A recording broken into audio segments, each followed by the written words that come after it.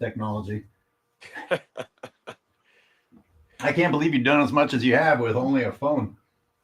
I know, man. Sometimes my wife is like, I can't believe I have all these thousands of videos. Well, we are live. Welcome to Hump Day Rants. We decided not to wait any longer because there's already some people in the chat. Sports and Fitness Rants and I are just getting warmed up here. And I was looking at the my screen. I was trying to play around with Restream and I got stuck with some strange crap on the screen. So if anyone's wondering what that means, it doesn't mean anything. It doesn't mean anything. We're up in the clouds. Let me Yo, shout out to everybody in the chat, man. What's up, guys? Rookie 305, Neil Floyd. What's up, man?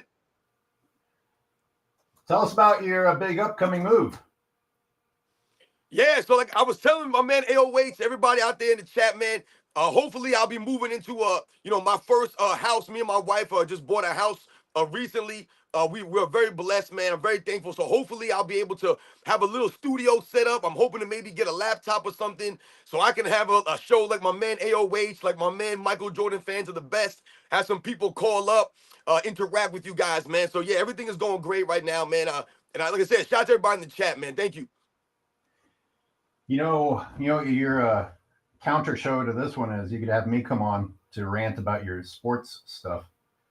Yeah, that's what I want to do. I would love to do some live shows. I did a live show down at the beach when I was on vacation. That was just literally, a Q&A for people to just ask questions or health, fitness, whatever. Man, it was great. So shout out to Brazil. I see someone in the chat from Brazil. Oh, man. We'll have to have you call in if you're willing. So let's start with that because it's funny. I was listening to your rant about that, and I swear everything you said, I was already thinking. Can you guys hear me? I don't even have the microphone up. Man, I had the sound off. I watched the first half of the Brazil game, and to make it bearable, I was watching it with the sound off. I was watching it because I was recording it in case I wanted to break the game down. And we know the commentary is a lot to suffer through, but that's not why I turned it off. I wasn't enjoying the basketball. It did not look like good basketball. Like Embiid sucked. He was playing poorly again. Team USA didn't look amazing, but Brazil looked like trash. And I'm sorry to the guy from Brazil listening. I'm not attacking the country. I haven't really been impressed with the opposition we've faced throughout the Olympics. And I was thinking how last time I gave the example that, hey, it makes sense that the world would catch up because the rest of the world started playing basketball when they're children. And it's a bigger part of their cultures now. But I'm looking at the competition, and I don't know if I'm just watching the wrong games, but it looks like the world's gone backwards a little bit from previous Olympics. What do you think? Well, no, you're right on the money with that, man. Once again, shout out to everybody out there in the chat. I saw someone from London. Shout out to London. Thank you for all the well wishes on my home, guys. Thank you very much. But yeah, this is what I talked about in my rant yesterday about the Brazilian game. I mentioned the Brazilian team, and I said, these are supposed to be the guys that would be beating the 92 Dream Team. Some team like Brazil. And like we said, this is no disrespect to the Brazilian national team. Much respect for them for qualifying for the Olympics. That's a big deal to them. But when we talk about people saying that the world caught up, the Brazilian team did not look like one of those teams. We all know that South Sudan is not one of those teams because they've recently became a country. They haven't been in the Olympics all these years and they've been beating teams. So they were the 40-point underdog. So how can the world be catching up when you're a 40-point underdog? It doesn't speak to that. Teams like Canada, teams like Australia, teams like France, they don't seem like they would be beating the 92 Dream Team. Like a lot of people want you to believe the 92 Dream Team was so far behind. But when you talk about the play, the level of play out there between the United States and the Brazilian team, man, once again, we're shooting 3-point. Joel Embiid hanging out on the 3-point line. Every time he touches the ball, they're booing this man because they know he's a certified clown. And once again, Joel Embiid is out there like a goofball, acting like an 18-year-old. The United States, they're jumping all over the bench every time we make a shot, we hit a layup, anything that goes on, they're jumping around, cheerleading as if they just won the gold medal. I don't get it, man. They don't play with any kind of class. Like when the 92 Dream Team was beating teams down by 30, 40, and 50 points, they did it with a flair. They did it with a swag. They did it with class. They did it with style, man. They dominated teams. And like I said, But they here, Rance. How many lines you do this morning? God damn it. It's Hey, man, you know, once I get going, I don't stop sometimes. all right. So the question I wanted to ask for any of the people listening to us right now, have you watched the other games, the non-US games? Did Brazil look better in other games? Did Puerto Rico look better in other games? Has Serbia looked better in other games? I see that Serbia has made it. We're going to face Serbia again, but I'm not excited about that. I'm already tired for Jokic because it's fucking Jokic versus Team USA. Brazil, it's not just the things you were saying about Team USA. Like Brazil looked like they were nervous and just dropping the ball all over the place and not catching, not even difficult passes and fumbling it out of bounds. And I was like, what is happening out there? So if any of you guys want to call in and comment on that, give your own perspective, see if, I'm just watching the wrong games, I'll put the link up in a minute. But that's number one.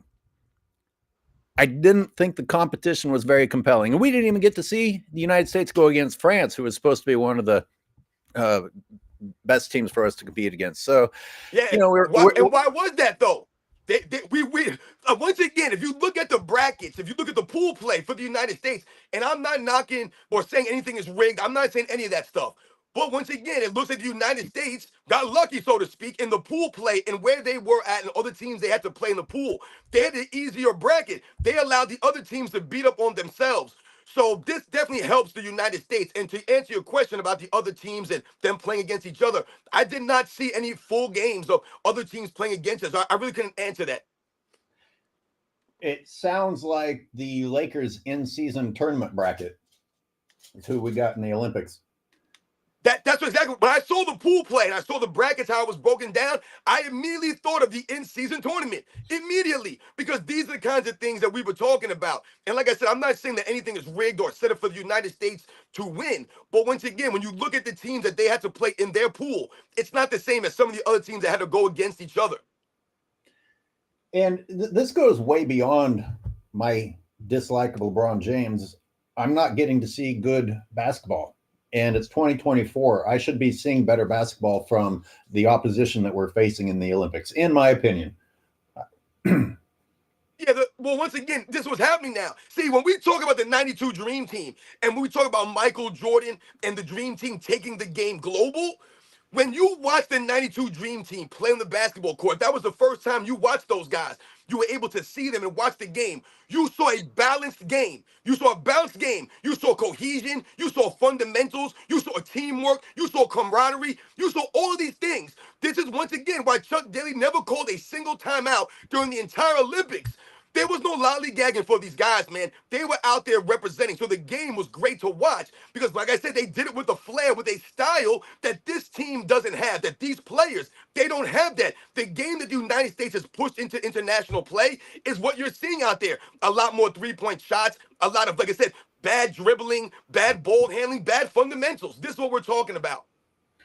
And I didn't... Guys, I just threw the call-in link up if you are interested. We'll go a topic at a time. If you didn't know, the description of all the topics we're going to talk about are there. But we're going to talk about the excessive celebration like you talked about. I thought you had a really interesting point with your rant from this morning about miseducating the people watching. There's an entire world of people tuning into basketball and trying to learn about basketball. And Dwayne Wade is spending the time telling things that aren't true and wasting broadcast time talking about LeBron James when LeBron James isn't even involved in the play. And like, this goes beyond favoritism. You are actually causing people learning about the game not to understand the game. Yeah. And that's you're right. See, that's the problem. You're not being genuine, and like you said, you're not educating the people out there, the fans. You know, I did a video maybe a month or so back where I talked about the guys that I grew up listening to, the broadcasters that I remember listening to. They educated us, guys like Marv Albert and Mike Fratello and Hugh B. Brown. These guys educated you on the game when you were watching it. So when you listen to Dwayne Wade and he's saying these weird things and he's calling these guys a decorated player, or he's saying this guy's one of the top elite defensive players in the league, it don't add up. When you hear his partner say things like, LeBron James just hit him with the dream shake. It doesn't make any sense because, Yeah. like I said in the video, Yeah. if the people listening go back and they're like, "What is a dream shake?" They want to Google the dream shake, and they see the video of Hakeem Olajuwon doing the dream shake. They're gonna wonder what the hell this guy was talking about. It's not the same thing. And there were so many examples. I'm sitting there thinking, okay, I'll break this down tomorrow. And then by the end of it, I'm like, what's the point? it's so there's so much. And I have this vision of Joel Embiid completely alone at the top of the key, and he must have delivered that 3-point shot like a turtle on Ambien. And it was the slowest thing I've seen in my life, and it's in the Olympics, and nobody contested it either. And what's this? Why is he celebrating like this? I mean, it's not just childish, but I don't even. I looked it up. I was like, what does Embiid's new thing mean? I know he was doing all of this, like pretending like the booze don't hurt his feelings. And we all know that it hurts his sensitive ass. But then he did the like kind of an obscene gesture too. I don't know. What was that? Yeah, Joel Embiid is, like I said, I haven't watched the full USA games. The Brazil game was probably the longest I watched continuously. And, part of the reason was I wanted to listen and hear what Dwayne Wade was saying. But what I've noticed with Joel Embiid, I watched some of the game against Puerto Rico. This man was showboating with the USA team up 20, 30 points with like 20 seconds to go. He's doing what you're saying, waving up to the fans, I guess telling them to boo louder, whatever the case may be. And when you watch him move on the basketball court and you watch his game, I'm not impressed with Joel Embiid as it relates to some of the other guys. They keep telling me that Patrick Ewing was a nobody and David Robinson was weak, Karl Malone, all these guys wouldn't be able to stand up to Joel Embiid, Anthony Davis, and Bam Adebayo. It's an absolute joke, man. And Joel Embiid has been embarrassing himself out there. I happened to look up and I saw Neil Floyd's comment. You were like, can you please address the guy who keeps ripping on the 90s? I don't know who you mean because there's a bunch of them, but I'll tell you, I just put in my members section me reacting to Commissioner Dynamo talking about this topic, and I kind of went off. Like I got angry because and of course Gilbert Arenas is a part of it. Holy crap. So to answer your question, I've actually addressed it a few times. I'll probably make that one public at some point, but it's in the members section now. It is. It's ridiculous. I'll very briefly let people understand that there's a difference, or I'll try and help people understand that there's a difference between being big and someone who wants the smoke and can handle the smoke. And not only does LeBron James not have the actual toughness or mental toughness to go up against a skinny dude from the 90s, but I was enjoying watching Rockets versus Knicks from 95. Anthony Mason was 6'8", 250. And even if he wasn't 250, he would have murdered LeBron James. If Oakley didn't do it first, Yep. This idea of dropping LeBron James into the 90s like he's some freak that we've never seen before is an illusion that is held by people that have never looked at what happened back then. And we're talking about actual men that don't like men that act like bitches, which means they would teach him a lesson almost in a father figure style, like, don't bring that fucking crap out here. We will put you on your ass every time you behave that way. LeBron James would retire his first season in the 90s. So, go. No, you're right. When you talk about LeBron James, shout out to my man Uncut Hoops. I see him in the chat right there. Yo, Uncle Hoops, man, thanks for coming through again on the Wednesday stream, man. But when the things that you were talking about with Anthony Mason, the Charles Oakleys, when we think about the mentality of the players from the 80s and the 90s, the way the game was played, A lot of times you'll hear people say that they did not play defense. All they did was foul people. That's not the case. When you talk about they're just fouling people or they're just fouling, they're not playing defense. No, it's a mental thing. So when you're talking about driving the ball into the lane in the 80s and the 90s, you have to make a decision. Are you going to go in there, take their punishment? Because what are these guys really sacrificing? They're not sacrificing anything as far as them fouling you. It's a common foul. They're not risking getting ejected. They're not risking getting suspended. None of this stuff. So if you're gonna come in the lane and they want to clean your clock out, they're willing to pay that price. These guys today, someone like LeBron James, he don't have the mental fortitude to keep coming back and take those kind of hits, that kind of punishment. I let Andrew in. I've got a caller named Andrew. By the way, I'm going to have some special guests coming on. Andrew. Oh, we had him on last week, right? How's it going, guys? Or a couple of weeks ago. What's on your mind? You can hear me, right? Yeah. Yes, sir. Perfect. No, once again, I mean, loving you guys, bringing the education to the people here. But I saw LeBron. I saw a picture, and this is just, I think, the microcosm of LeBron and everything you're saying. I mean, I saw he left the game or something yesterday, getting hit in the face or whatever. Dude, you're the biggest, strongest guy on the court. I see a picture. He's like checking to see, dude, there's no blood, there's no nothing. You know what I mean? It's like, dude, come on. Like, I just don't get this guy. And I mean, it's Joel Embiid. He's just so soft. He looks like he's put together by duct tape. It's ongoing. It's ongoing. The sad thing is that it's not like this is a special event. Like I had to catch a certain game to witness this sort of behavior from LeBron or Embiid. In fact, I said this in my rant that I put on the members section. Joel Embiid and LeBron James are two of the heaviest dudes in the NBA, and they might be number one and number two in softness in the league. Why are we seeing guys like that soft? I don't get it, man. I don't get it. And one thing, I was listening to Sports and Fitness Rants, one of his videos recently. Dwayne Wade and the other guy talking about, Jason Tatum, lockdown defender. I honestly didn't even know he didn't make an all-defensive team. I thought he would have. And then another thing I heard them talking about, it was another game previously, that they were talking about how Devin Booker, he's like, oh, yeah, people don't really know, but, this guy's, he's actually a lockdown defender, and, people just think of an offensive guy. I'm like, what are you talking about? And I just remember I called my dad, and I'm like, can you believe this? I just can't believe the world we're living in, honestly, right now. It's just. Well, when I was listening to Sports and Fitness Rants, by the way, Andrew, did you actually watch any non-USA Olympic matchups? Did you see Brazil face anyone else? No, I didn't get a chance. Okay, no worries. I just thought I'd check.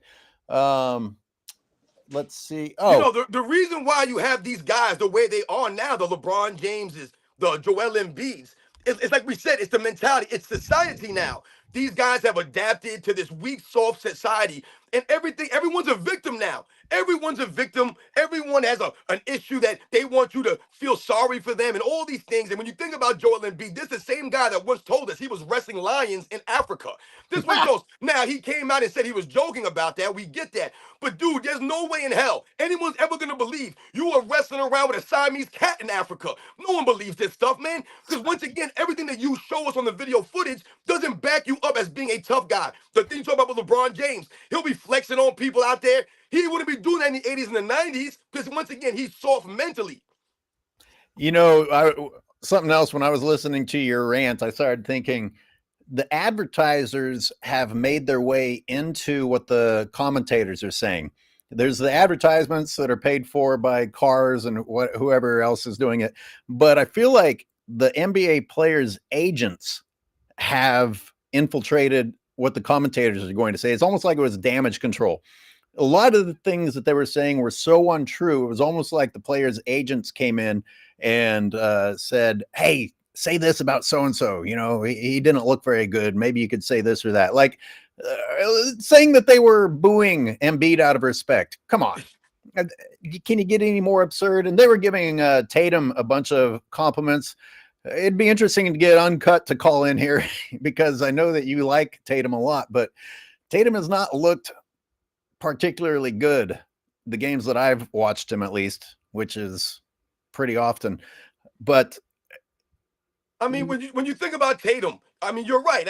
I like Jason Tatum. He's a solid two-way player. But what I was saying in my videos, they've lowered the bar for what we talk about when we say great two-way players, or you use the word as a lockdown defender or one of the best defenders in the league. If you're one of the best defensive players in the league, if that's what you're recognized as, that's your reputation that you've developed, then you would have at least made one all-defensive team. And that's what I was saying. Jason Tatum's been in the league at like 6 or 7 seasons and never made one all-defensive team. The same thing for Anthony Edwards. I appreciate the effort that they give on the defensive end. They don't stand around with their hands on their hips. They give the effort. Anthony Edwards is a great athlete, so he's able to do things and make up for, his lack of defensive skills with his athleticism.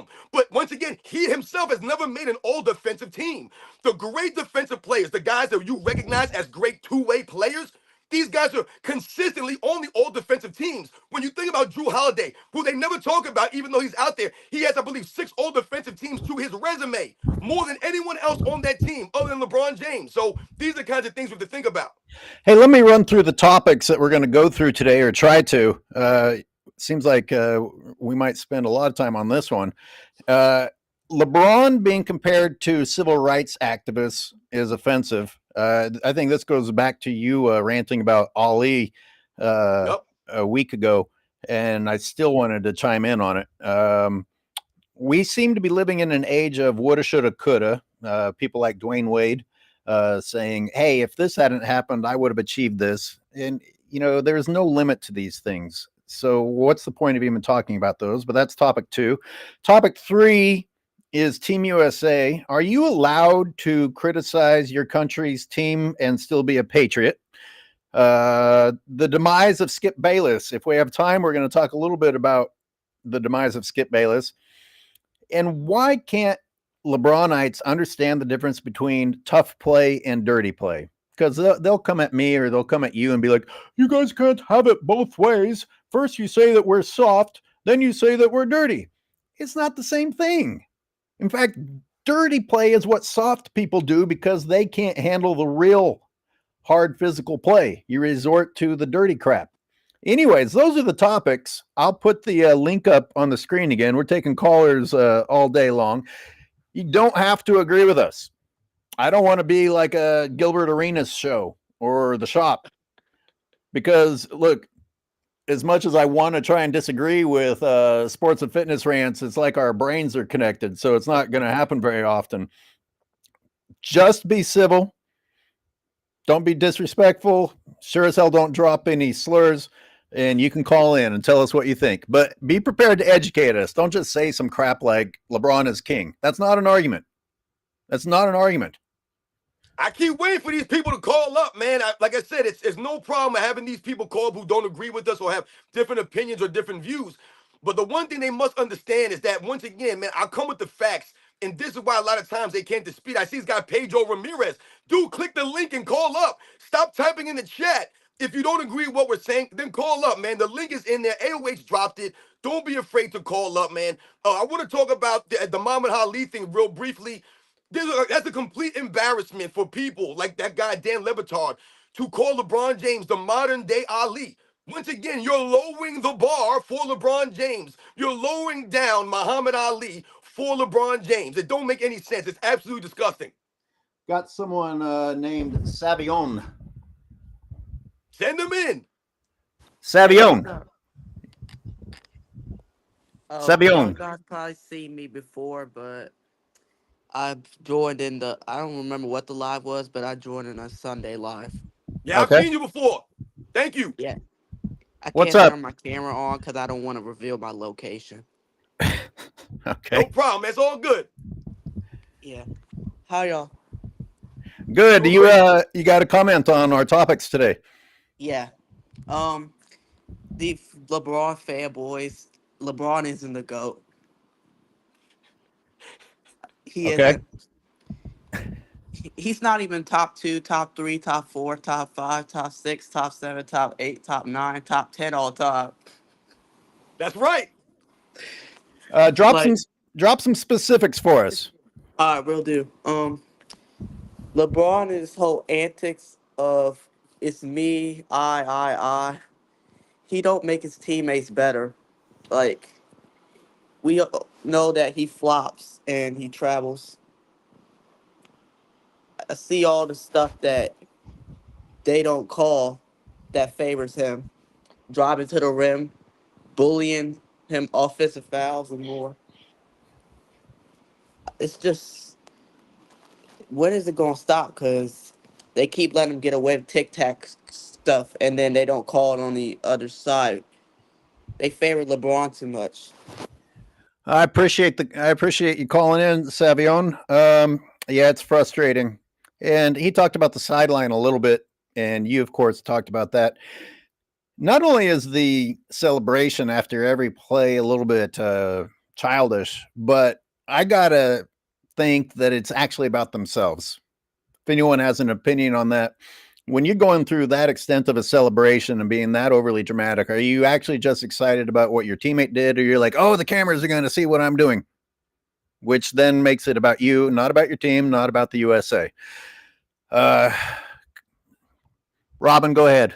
What do you think about that? Yeah, I mean, listen, when we talk about the 92 Dream Team and we're talking about the word class, we use that word class, having class, winning with some class, having some integrity, all these things, respecting your competition, respecting the game. This Olympic team, the way that they've been, celebrating, like my man said earlier, the antics of LeBron James and the people that he affects. He's like a disease, man. He affects everything around him. Remember Kevin Durant some years ago said that the atmosphere around LeBron James is toxic, which is why he don't want to play with LeBron James, which is why none of the superstar players, nobody wants to play with LeBron James. So when you talk about the sideline antics, the way these guys are acting, celebrating every three-point shot, jumping up and down for every pass LeBron James does, someone gets a slam dunk, a basic dunk, they're going crazy, they're doing cartwheels on the side. And once again, they're embarrassing themselves because they're not living up to the standard of the 92 Dream Team. They're not winning with that same level of class, even the same level of flair. Like you said, you can't even watch these games. You can watch the 92 Dream Team games. These guys play with the skills, the fundamentals, that love of the game. These guys, man, I think my man on Common Sense actually might have made a video talking about those same kinds of antics that these guys have been doing during the Olympics. Yeah, I think he did too.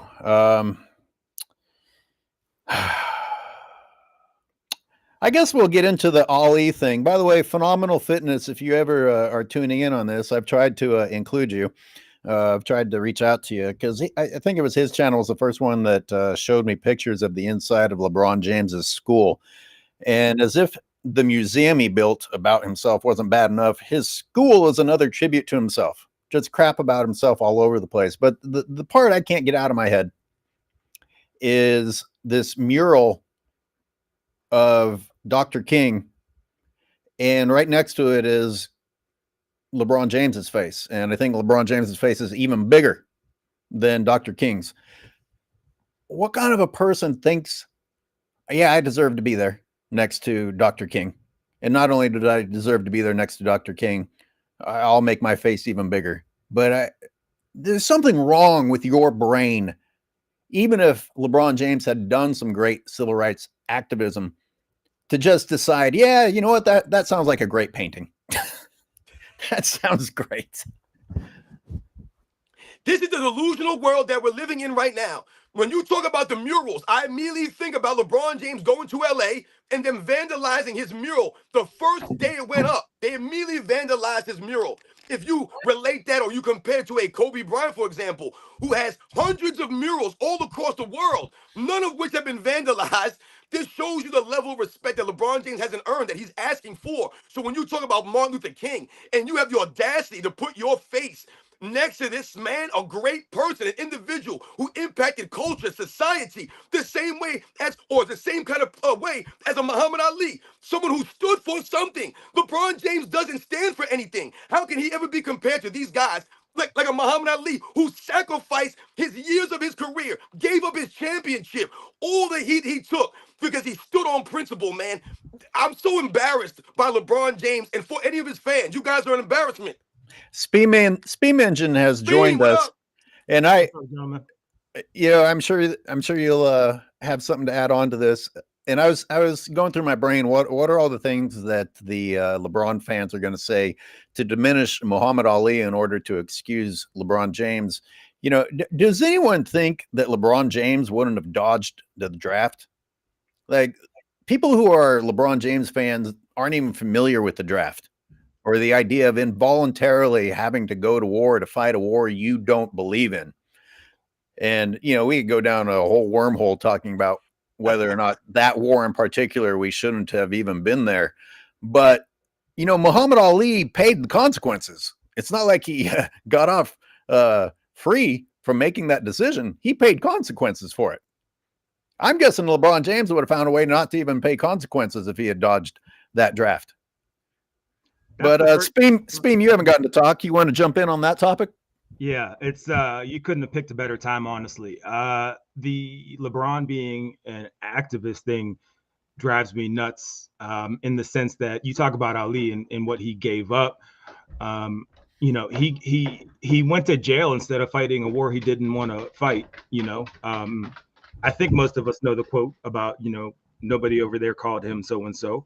And he sacrificed basically the prime of his career, you know, millions and millions and millions of dollars, and who knows what would have happened in between. To me, and again, I'm not going to judge someone's level of activism, but to me, that's like a real sacrifice, right? Not, you know, the school he built is awesome. That's great, but the kids are failing. That's not his fault, but it's obviously not a priority. It's got a sneaker room in it. It's got a room with all the sneakers in it. Who's that benefit, right? And we've reached a point, and actually probably back in 2021, 2022, where activism was no longer taking action. It was just simply typing out some words or a hashtag, or, you know, if it's Black Lives Matter, let me black out my screen real quick and that'll make a difference. Meanwhile, it's like, yo, I just got fired from this job because I'm Black. It's like, there's no, we've changed the definition completely to actually probably to fit exactly what, you know, LeBron is bro, you're a hater. You can't. I am a hater. Yeah, I know. Hey, I've got a sports talk only. Do you want to chime in on the Ali thing? I know that's when you called in. Is that the good timing? Yeah, that's good. But can't really nobody compare to Muhammad Ali. Just everything he stood for, everything he did. I'm a big Ali fan. And, you know, I'm not here to, LeBron is my GOAT, but I cannot compare anyone to that man. What Muhammad Ali stood for. Well, you know what he meant to just society in general, and the stand that he took. So I disagree with that statement 1,000%. Yeah, it was weird. I can't co-sign that. And even the political thing with LeBron James, as far as a lot of people think he's like an activist, but I don't see him that way. He's not, as far as I'm concerned, because when you talk about someone actually taking a stand and being political and, you know, just sacrificing something bigger than themselves, I can't say that LeBron ever did that. I think a lot of that is just a ploy. And just trying to prop up his image. Sports talk. Let me correct you real quick. He did give up $3 million of his max salary this year in terms of sacrifice. So let's give him credit for that. Hoops God joined in, and I wanted to point out two things. You know, you mentioned you said, yeah, the school is great. In case people don't know, LeBron James's foundation, along with the school system, paid for the school. The school system still had to pay for part of it. But if you don't know, a foundation is a means of bringing in donations from people like, I looked it up, Nike was one of the big donors. So it's not like this came out of its pocket. Just so it's clear. He built a second museum to himself and called it a school.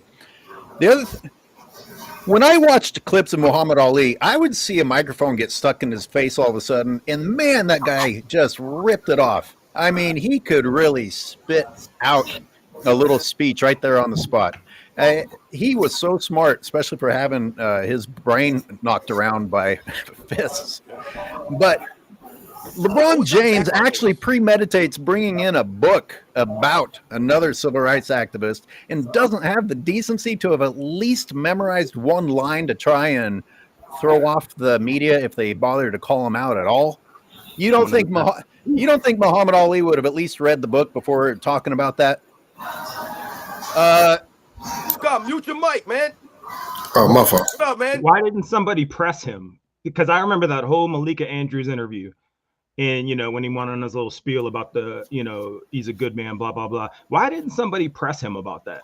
Like, what specifically can you tell us about? Anything other than just nobody pressed it. Just, and then just move on. It's like it's almost like out of a movie. It's like the superstar in a movie that like literally everyone just asks him questions that he handed out to them beforehand. It's disgusting. So we've got Hoops God, who also served for the United States, and we got two topics that are, related to that. We got dodging the draft, and we've got, is it okay to criticize your country and still be a patriot? And by the way, Hoops God, we have Sports Talk Only is in here too. So you want to jump in, Hoops God? Yeah. Good afternoon, gentlemen. So we're on the can you be a patriot and criticize your country? Is that the topic? Sure. So I would just go from my experience, right? I feel like, yeah, you can criticize your country, in a respectful manner, because again, nobody's perfect, right? And I say that, for example, because when I first got in, my first unit, great NCOs, great officers, leadership structure. I mean, it was phenomenal. Of course, I got moved to another unit, right? I had a high expectation. So when I got to my second unit, it was like a 180. I was like, oh, all right, well, let me adjust, and realize this is my reality, right? But when I'm looking like from a macrocosmic perspective, America does do a lot of great things, but they also do some things that I feel like, what is the purpose? Like, why are we over here in all these foreign affairs? I feel like we should be protecting all of our issues first. Like, let's sweep off our own doorstep. Let's get that stuff resolved before we just jump out here and start saying, well, hey, we're here to help. We'll do this. We're like, yo, no. Let them figure their own problems out. We got to get our stuff, situated. So in that aspect, I do feel like you can be critical of your country, as long as, again, like I said, it's in a respectful manner, because I've just honestly never understood the Vietnam campaign. And I hope I'm not offending anybody when I say that, but when I'm looking at North Vietnamese, South Vietnamese, that's y'all's business. What are we doing over there? World War II, completely different. Hey, Japan attacked us at Pearl Harbor. They woke up a sleeping giant. But the Vietnam, like, what business do we have over there, right? Well, and we're not even criticizing on that level. We're saying that the team, we're talking about sports. Well, no, your points are well taken. I'm just saying we aren't even going that far. We're just saying, can our athletes act like adults? That's all I'm saying. Can our athletes act like adults when they're on national television? I'm no expert. I'm not cutting you off, Hoops God. I just want you to let you know that I'm letting someone in. And Hoops God, finish your sentence, and we'll have I'm no expert chime in. I'm no expert. Can you turn down your background music? So I would say with the athletes, right? If you're going to, I guess, be social activists, if that's the right term, well, don't pick and choose when you want to use your voice. Use your voice on everything. Don't say, hey, yeah, we're going to speak up here, and then there's something else going on, all of a sudden you're quiet. I just feel like with the athletes, it's kind of like they're not as, I would say, independent as they would want us to believe they are. Because if they speak on a certain topic, they will get thoroughly reprimanded. But then they'll tell them, hey, y'all go ahead and speak on this. So, yeah, I don't know. I observe what I see, and then it's like, okay, I come to a conclusion like, okay, they're not allowed to speak on this clearly, because if they were, we would be hearing some action. That would be my take on that part. Is that death metal I'm hearing, or what am I hearing? Yo, hello? Yes, sir. What's up? I'm no expert. Can you hear me? Yeah, you want to chime in on one of these topics? I can't hear you guys. All right, I can hear you. And unfortunately, it's mostly background noise. Hey, at least it's not me this time. Oh, yeah, we'll Hey, wait I there. wanna on something. Hey, Sports, you haven't spoken in a while. I'm sure you're chomping at the bit. Go ahead. No, I wanted to touch on a couple of things. I wanted to touch on something that my man Steam Engine said when he talked about the activism, and how it relates now, how it's changed. Because he's running the money with that. When you talk about a lot of these celebrities, these quote unquote activists, people who use their celebrity to speak up against things, like he said, they're not taking any actual action. They'll maybe tweet about something, they'll make a certain comment on Instagram or something like that, but they won't actually put their feet behind these movements. They won't actually get down there, get dirty, sacrifice like a Muhammad Ali would. When you talk about the reading of the book, the Malcolm X book, Malcolm X, Muhammad Ali stood side by side with Malcolm X for that movement, man. He was there with these guys, man. Muhammad Ali gave up a lot of time, like I said, in his career. And this guy, LeBron James, they're going to call him the modern day Ali, even though he was fake reading the Malcolm X book. And once again, why did LeBron James fake read the book? Why did he not watch the movie with Denzel Washington in it? Because LeBron James wanted to make it seem as if he's intelligent by reading a book. This is what LeBron James wants you to believe. He's smart. LeBron James is not smart. All the LeBron James fans out there, he is not an intelligent person, man. When you hear him speak, you can tell he's not intelligent. And I want to touch on something the Hoop God was talking about when we're talking about the patriotism and you can criticize your country or critique your country or things of that nature. What you should be doing is holding your country to a standard. The same thing that we talk about in all these channels, all these athletes, the people, you hold yourself to a standard. You stand on values, on principles, and you should hold your country to those same values, man. When I served in the Navy, I always told people who asked me about my time there that it was absolutely outstanding. One of the best decisions I ever made in my life. But I also told them, you get what you put into the military. You get what you put in. That's what it is. If you want to lollygag in the military, you want to be upset that you were there, you're not going to get the most out of it. And like my man Hoop Guy was saying, sometimes you're going to be, commanded by other people that maybe you don't really like. But I always told people, I may not have liked the guys that were in charge of me, maybe the first class or my chief. Maybe I didn't like them, but I respected them. I respected them. They always had their uniforms crispy clean. They were always on time. And what did they do? They held themselves to a standard and they held us to a standard. So that's what you want to do. Hold your country to a standard. You should want your country to be better. You ever heard the saying, one knife sharpens the other? Like a true friend isn't a dude who just compliments you no matter how badly you're screwing up your life. They tell you the things that you need to hear. Yeah. And I actually got kind of sad typing in the description of the video I put out the other day. I'm like, why? I actually have to explain to people that when you don't hold the United States to a standard, you're kind of betraying the United States. It's like why everything is collapsing, because we're all saying, oh, well, that's okay. You can act like that as long as you have an excuse. That's not what we're supposed to be proud of. We're supposed to be higher than that. Let's give I'm No Expert another try. Let's check the audio. Appreciate it. Thank you, guys. That sounds better. Cool. I just wanted to, tune in and listen to you guys rant and, spit game. But Muhammad Ali is my favorite athlete ever. I just wanted to correct Speem Engine. He didn't actually go to prison. He faced prison time for standing up for his beliefs, but still, yet all the same, point's still the same. Thank you. And one more thing, the term GOAT, we can argue, comes from Ali himself, calling himself the greatest of all times. So, and of course, LeBron's not an activist. He's a Twitter activist. So, right.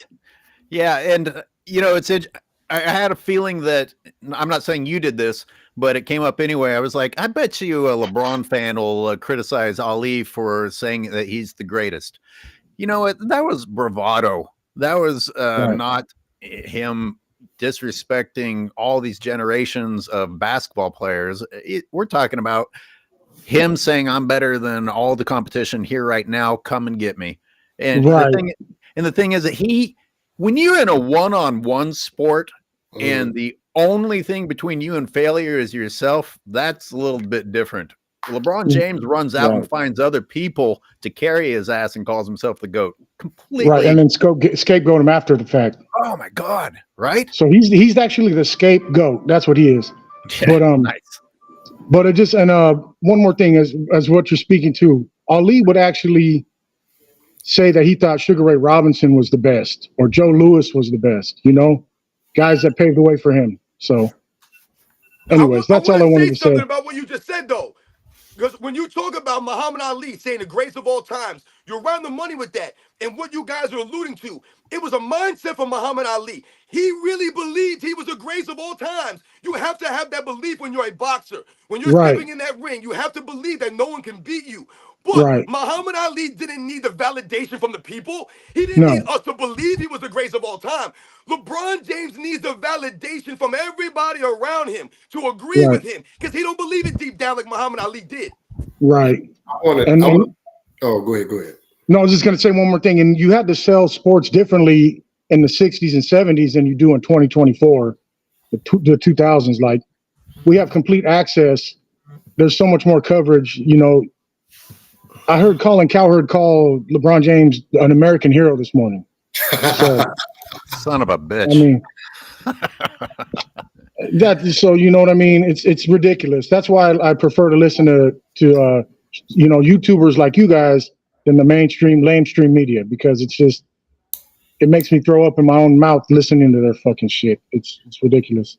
Well, thank you for the support. Thanks for calling in, and and thanks for correcting Steam Engine. We're not here to be afraid of being corrected. We're here to talk about facts, and we all help each other learn. Thanks for calling in. Thanks Thank a you. lot, man. Thank you. I was also going to mention, and another difference that separates Ali and LeBron. Ali would go on those news stations and banter, with those reporters. Dude, he was so on the spot. Like Sports and Fitness Rants was talking about LeBron James not being that intelligent. We hear everybody always saying that he's intelligent, but when he's talking, it's slow. He fills in the gaps with curse words. He fills in the gaps with prepositions and conjunction. Don't forget whatever the case may be. There's no right. Everything's whatever. He never knows what the case is. I couldn't believe. I was actually flabbergasted that Muhammad Ali could just be jogging down the road, get a microphone in his face, and spit out some of the things that he did. I was like, man, that guy could have been a lawyer. He could have been a debater. He could have been a poet. We got anyone in the waiting room? Who hasn't spoken in a while? Speem? Hey, what the hell you do? I just got here. My lighting's all screwed up. I can talk and do this at the same time. But what do you want me to bitch about? No, actually, I like it when you're quiet. That's awesome. No, well now I'm talking. Now give me a topic, damn it. Well, look, we actually shot through these. Let's go back just so the callers know what we're talking about. LeBron being compared to a civil rights activist is offensive. The woulda, shoulda, coulda era of people saying this is what might have happened. Team USA criticizing Team USA. We haven't talked about the demise of Skip Bayless yet. And we kind of touched on the weird thing about LeBron fans not being able to understand the difference between being tough and being dirty. And then I saw an email from you saying you sent me a clip, but that doesn't do me any good now. Okay. But I'll look at it. I'll look at it later. Yeah, well, it basically just highlights a lot of the hard hits from the 80s and 90s and how, these plumbers, quote unquote, just got up. Bloody nose, got up. First thing they're ready to do is swing. And sometimes they do swing. And then you compare that to players today. We'll stick with LeBron. After he lays down on the ground, he's not saying a word to the person that put him there. Or if he's putting someone on the ground, they're a third of his size. But let's see if he talks to Embiid like that, if Embiid's in the paint. Or any other big man. He's in the 80s and 90s. It didn't matter who put your dick in the dirt. You got up and you tried to fight him, and that's not a thing anymore. It's just let me lay here, play victim, and then I'll tweet about it later. I'll go on Instagram and say I should have done something. Speaking of woulda, coulda, shouldas, I should have done something, but I didn't because I'm the bigger person, which is literally and figuratively true. Well, here's where it gets tricky. I don't actually want to condone fighting. On the basketball. That's fair. You're right. You are right. You should be ready to defend yourself if somebody does you dirty, instead of the backwards backpedal boxing. What I am trying to draw a picture in people's minds is that these guys are getting hit every play, and you play through it. Today, people barely get touched, and people are falling on the ground. Mm-hmm. And LeBron fans will be like, "Don't say that we're soft." and then complain about, oh God, how can I word this correctly? Like when you see an opportunity to take a cheap shot at somebody and you take that, that's cowardly. It's not tough. Well, it's like when he set that hard screen on that guy. What was the redheaded dude on the Warriors? Oh, yeah. No, I forget his name. He set this crazy hard screen on him for no reason. Like I forget who the point guard was at the time, but he didn't even need the screen because LeBron was there big enough and the dude was small enough. He said, "Let me take this screen," which, by the way, wasn't a legal screen. I see King Speech Row. I'm going to let you in a second. Sports, you got something to spit? Well, we're talking about it's all about the mentality. It goes back to the mentality for these guys that they just don't have. When you guys mention LeBron James and some of these clowns in the chat, I'm keep waiting for you guys to call in. You guys are supporters of LeBron James. I want you to think about this for a second. LeBron James is 6'9", 260 pounds. If you saw this man in real life, you would think he was a mountain of a man. You probably have never seen someone as big as LeBron James is. But when you watch LeBron James on the basketball court, what do you notice? That LeBron James is always what? Faking injuries, or he's what? Milking everything as if it's exaggerated. So you see a play where LeBron James gets tapped on his head. This man took 10 minutes out of the game. He took 10 minutes out of the game, holding his head, sitting on the sideline, making a whole scene. Everyone had to wait for LeBron James. This happens almost every game for LeBron James. He's rolling around on the court. All of these things, man. This is the problem with a lot of these guys, man. Gilbert Arenas would actually compliment that. Colin Coward would actually compliment that. They'd say that that's smart basketball. Flop, get yourself some rest because you need rest. No, it's not. That's not respectable. You guys remember when Chris Paul supposedly took that hard foul on LeBron, where he pulled his arm down and LeBron? Remember that? So what's funny about that is if you go back and look, as the referees and players are moving to the other side of the court, LeBron actually gets up and goes over to where the crowd is and lays back down. No, you're right. To bring the attention. And I'm not saying that wasn't a legit injury, because I could see how you maybe could like. I mean, I know it wasn't, but devil's advocate, like torn bicep, maybe. But we're talking about Chris Paul here and LeBron. Oh, go ahead. CJ McCollum tweeted out "Actor of the Year." I remember that. That was hilarious. Like, bro, get your big overgrown ass up. What are you doing? He was airborne before he made contact with Paul. It was ridiculous. Like, man, exactly. Get your big clumsy ass up so we can get back to the game. You know, you're just tensing up and cramping up, laying there. Just get up. So I wanted to wrap on that real quick. When I think of dirty, right, and y'all just hear me out. I think of the bad boy Pistons. Now, granted, I love the bad boy Pistons. Somebody got to wear the black hat, but yes, they were too excessive with their hard fouls. Now, when I think of tough, I think of the Chicago Bulls. I think of the Doberman defense. I think of the 96 Bulls, of course. Like, they could suffocate you with their defensive effort, but they wasn't taking like dirty and cheap shot tactics. You know, I think that's what the Pistons were doing. And then like the 92 Knicks, I think they were just a tough defense. I don't think they resorted to like cheap shots. You know, it's just this is hard physical basketball. And I think that's what makes the game a little bit more exciting. Quiet as kept. If you go check the Pacers, that was a stiff defense. A lot of people don't give them credit. And Jalen Rose, when he slid his foot underneath Kobe Bryant's ankle, now I think that's dirty because you're intentionally trying to injure one of the better players on the opposite team to give yourself the advantage. But to give Jalen Rose his respect, he admitted, he was like, yeah, man, we couldn't do nothing with Shaq, so we had to do something. So the fact that he was mad enough to own it, you know, I salute him. But I think there's a big difference in being tough and then being dirty. We had a caller who dropped out. If you want to try back, go ahead. I didn't boot you if you're wondering. You made some great points there about the New York Knicks defense. If you guys remember back in those rivalries with the 90s Knicks, when Pat Riley came in, him and Phil Jackson were always going back and forth in the newspapers, in the press, because Phil Jackson was complaining about the Knicks style of defense, and Pat Riley was saying, we're not ballerinas. We're out here to play basketball. It's a grown man sport. And I always thought the New York Knicks were like the Detroit Pistons, except they were not dirty, like you said. They played hard physical defense the way that we like it. But they weren't clotheslining Michael Jordan in midair. They weren't trying to grab Michael Jordan's legs and twist his ankle. They weren't elbowing him when he was on the ground. They weren't hitting Michael Jordan after the whistle.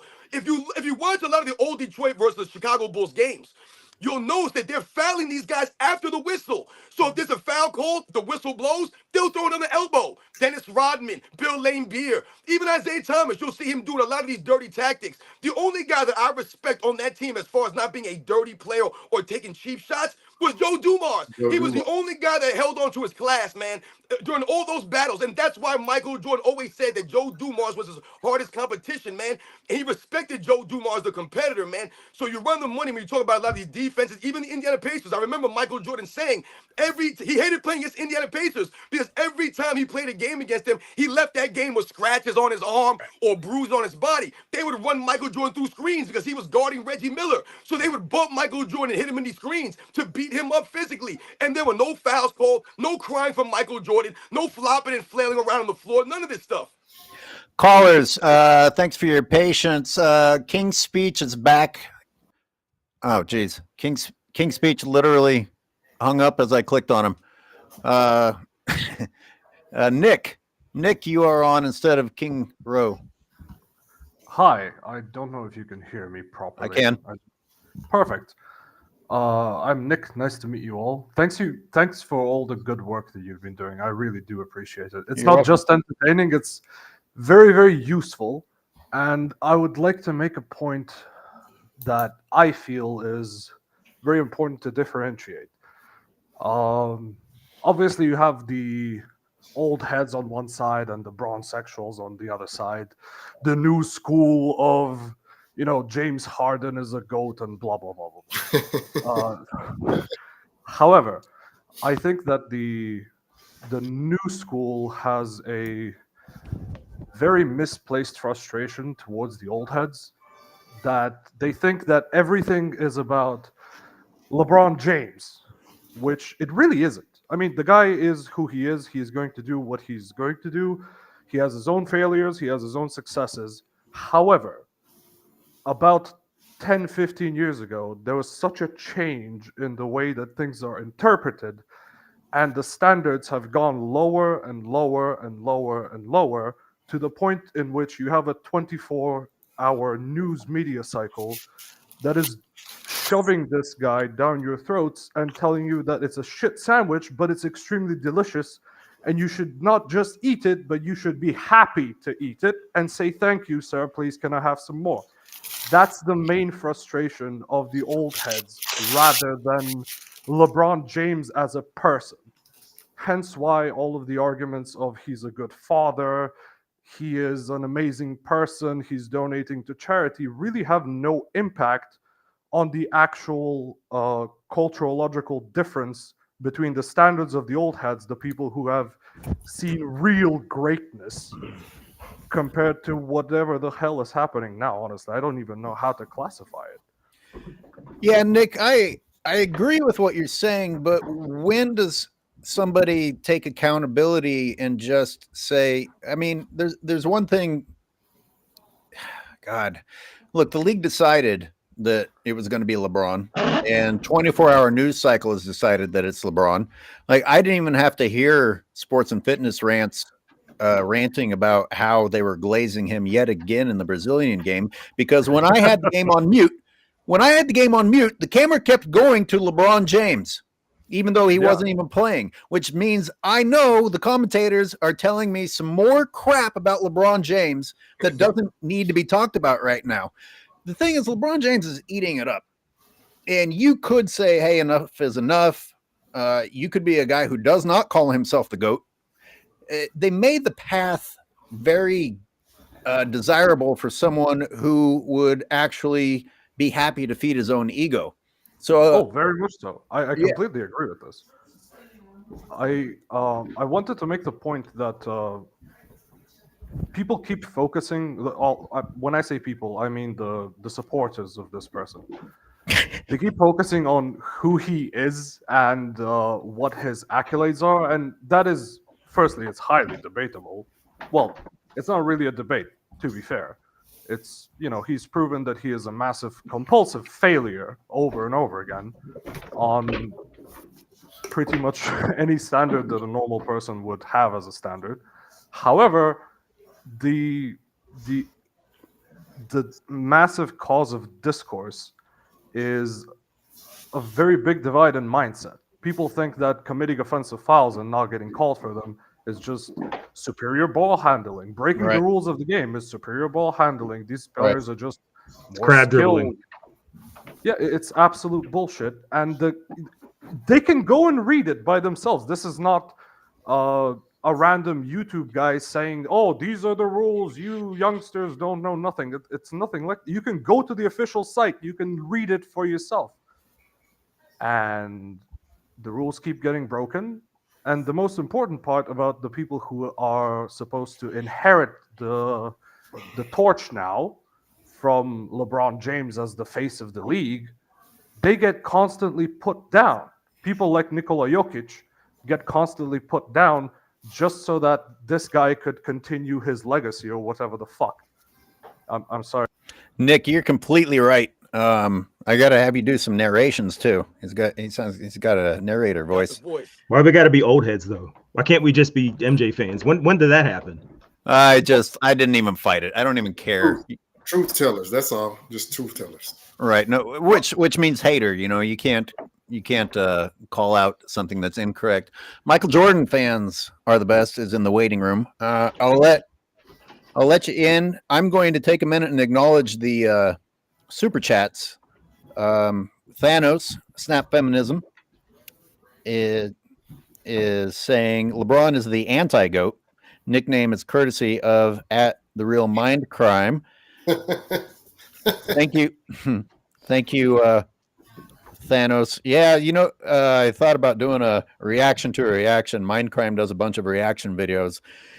It's like, if I want to sit back and relax and have some fun, I'll just do a reaction to a reaction. Willie Williams, thank you very much for the $5 super thanks. For a weak era, the 90s, if you think in anyone top 10 to 15 of all time, Jordan played against the majority of them. Nobody will be. That's a great point. To this era. Yeah, that's true. Unless the commentators will tell you, though, they'll go into the Olympics and tell you how highly decorated the undecorated Tatum is. Yo, shout out to Politicus Rex. What up, Rex? What up, Rex? What's his comment? Do you want to read it? No, he was just saying the whole crew is here. He said he gave us the thumbs up. Appreciate it. All right. Well, and Michael Jordan fans are the best. Yo, Dart. What you got to say? What's up, Dart? Well, first, I have to tell everyone that Michael Jordan fans are the best. It never gets old. It doesn't. Just like LeBron's shoulder shrug, it never gets old. Never gets old. No, I'm being a bad boy, and I can get away with this, so that's why I'm doing this. I can't do it every Wednesday, but I felt like doing this since I'm going to be traveling, since I'm an international man of mystery, multiple places over the next month. So I figure I'll take my liberty here. Hey, caller, did you have a question? Yeah. So, can you fill me in of everything you said during the last one? Let's start from the top. Hey, by the way, you clowns on Sunday. Every single round, you're like, has so-and-so been taken? And I'm high and drunk, and I could keep track of who was taken. No, Hoop God was killing me. He's like, is whoever still on the board? It's like, you know they're still there. Hey, the more I think about Penny Hardaway, that was not such a bad pick at all. Anyway, but we're not going to rehash that. Gary's in the waiting room. Let's see what Gary has to say, and then we're gonna, since white boy Michael Jordan fans are the best joined, we're gonna talk about Skip Bayless. Can I ask you how y'all doing? Fast before Gary says something? Yeah, okay, Gary, you can be here. Let Michael Jordan fans are the best talk real quick. 2 seconds, because I'm running through the 2K simulations. Oh. AOH, I don't know if you'd like to commentate. Robin's going to be commentating on the 2K simulation. Same with God. you, Steam Engine. Y'all are welcome to come. Just putting it out Absolutely. there. Would you be Yeah, interested, absolutely. AOH? No, I don't care about 2K at all. I didn't think you would be. That's why I simulated our first game. He But I told me Yeah. that figured I'd ask. verbatim. I don't care about 2K ... at all. Like that, he Okay. sent that in an email to me. Yeah. it's Steam true. Engine brought that trash to me. I was like, no. Can you guys explain to me why this is so alluring? What the ratings thing? Yeah, the 2K thing. It's You're talking about a video game, right? It is a video game, but it's still supposed to mirror real life somewhat. And the ratings hold no power to me. I could give a shit. I just think it's more weird sports injustice when you got guys that are like, we're not going to like, you got guys, Devin Booker, LeBron. Stop. Embiid, You guys got me to talk about 2K even though I didn't want to. Stop. I tried to stop myself. Gary, you're up. And Gary went off screen. He couldn't even stand listening to this 2K crap. This guy's sports talk only. What are you talking about? He says Michael Jordan. Why does Michael Jordan have a 27-58 record versus Celtics, Pistons, and the Lakers in the 80s? Well, I'll ask you this. Why does LeBron James have, a 22-33 record in the finals? Why is LeBron James always losing? You guys are idiots, man. Wait a minute. We had that guy on. He called in. Yeah, and you see, he knows what he did, though. He tried to say he was a LeBron James fan on the low, and then started talking about Muhammad Ali real quick, man. The dude's a clown. Gary, do you have something specific on one of these topics? No, nothing specific. I just wanted to call in again, let y'all know I appreciate everything you do. Nice. Sports and fitness rants. Keep those fitness videos coming. I'm definitely watching them. I just want to tell you, I don't know how y'all got the energy to continue to do this, because it's a lot of times where I like give up with the LeBron stands. Like you can't reason with them. They don't understand logic. I love it. I did. I recorded the Brazil game and I was like, oh, what am I going to do with this? Tell people the same thing I said the last 85 times. I've got other things to do than edit that Brazil game. And then Sports and Fitness Rants was ranting about it. I'm like, yeah, I mean, anyone who actually wants to see it can see it and hear it. It's in your face if you're willing to see the truth. Yeah, so it's just kind of weird. Like, you tell them something and they rebut it, and it's like, this is a fact. Like, how are you rebutting a fact? So y'all keep doing what you're doing. I'm here for it. Thank you, Gary. Thanks a lot for the support, Gary. Thank you, man. Appreciate you. All right, no problem. Thank you. Let's move into Skip Bayless, or he'll get left out entirely. I've been called Skip Bayless. I don't know if that's laziness, racism in a way, just because I criticize LeBron and I'm white, or if it's just because I criticize LeBron and everyone who criticizes LeBron is a Skip Bayless. But I think Skip Bayless's demise is because he just didn't stick to being Skip Bayless. He got so soft. He got so soft. He was more of a LeBron complimenter than anything. His first couple years on TV, you go back and watch those First Take episodes, and he would just hammer on the Cavs and LeBron, and just even after LeBron's first 2 chips with Miami, Skip was always saying this. He always had something bad to say. They always mentioned that. And over the last couple of years, he started to kind of ride the fence a little bit, and now he's the greatest this, and now he's the greatest that. And it's like this transition took place. Maybe he's on clutch. Maybe we entered the the dark timeline or something like that. He's not the same person, and it's obvious. And the whole deal with him and Shannon Sharp, it started off great, and then Shannon Sharp ended up doing some stereotypical stuff. I'm trying not to cuss. And I think he just lost the will to keep doing it after all that.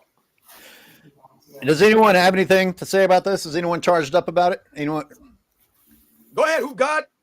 So speaking on what Speem said, I vividly remember, and this is before First Take even took off. Like, Skip was kind of, I would say, even keel. But when LeBron started to flame out in those playoff games, that's when Skip started to ramp it up. And I remember in 2009 specifically, him and Jalen Rose, and he started calling him LeBrick and water pistol Pete, the frozen one.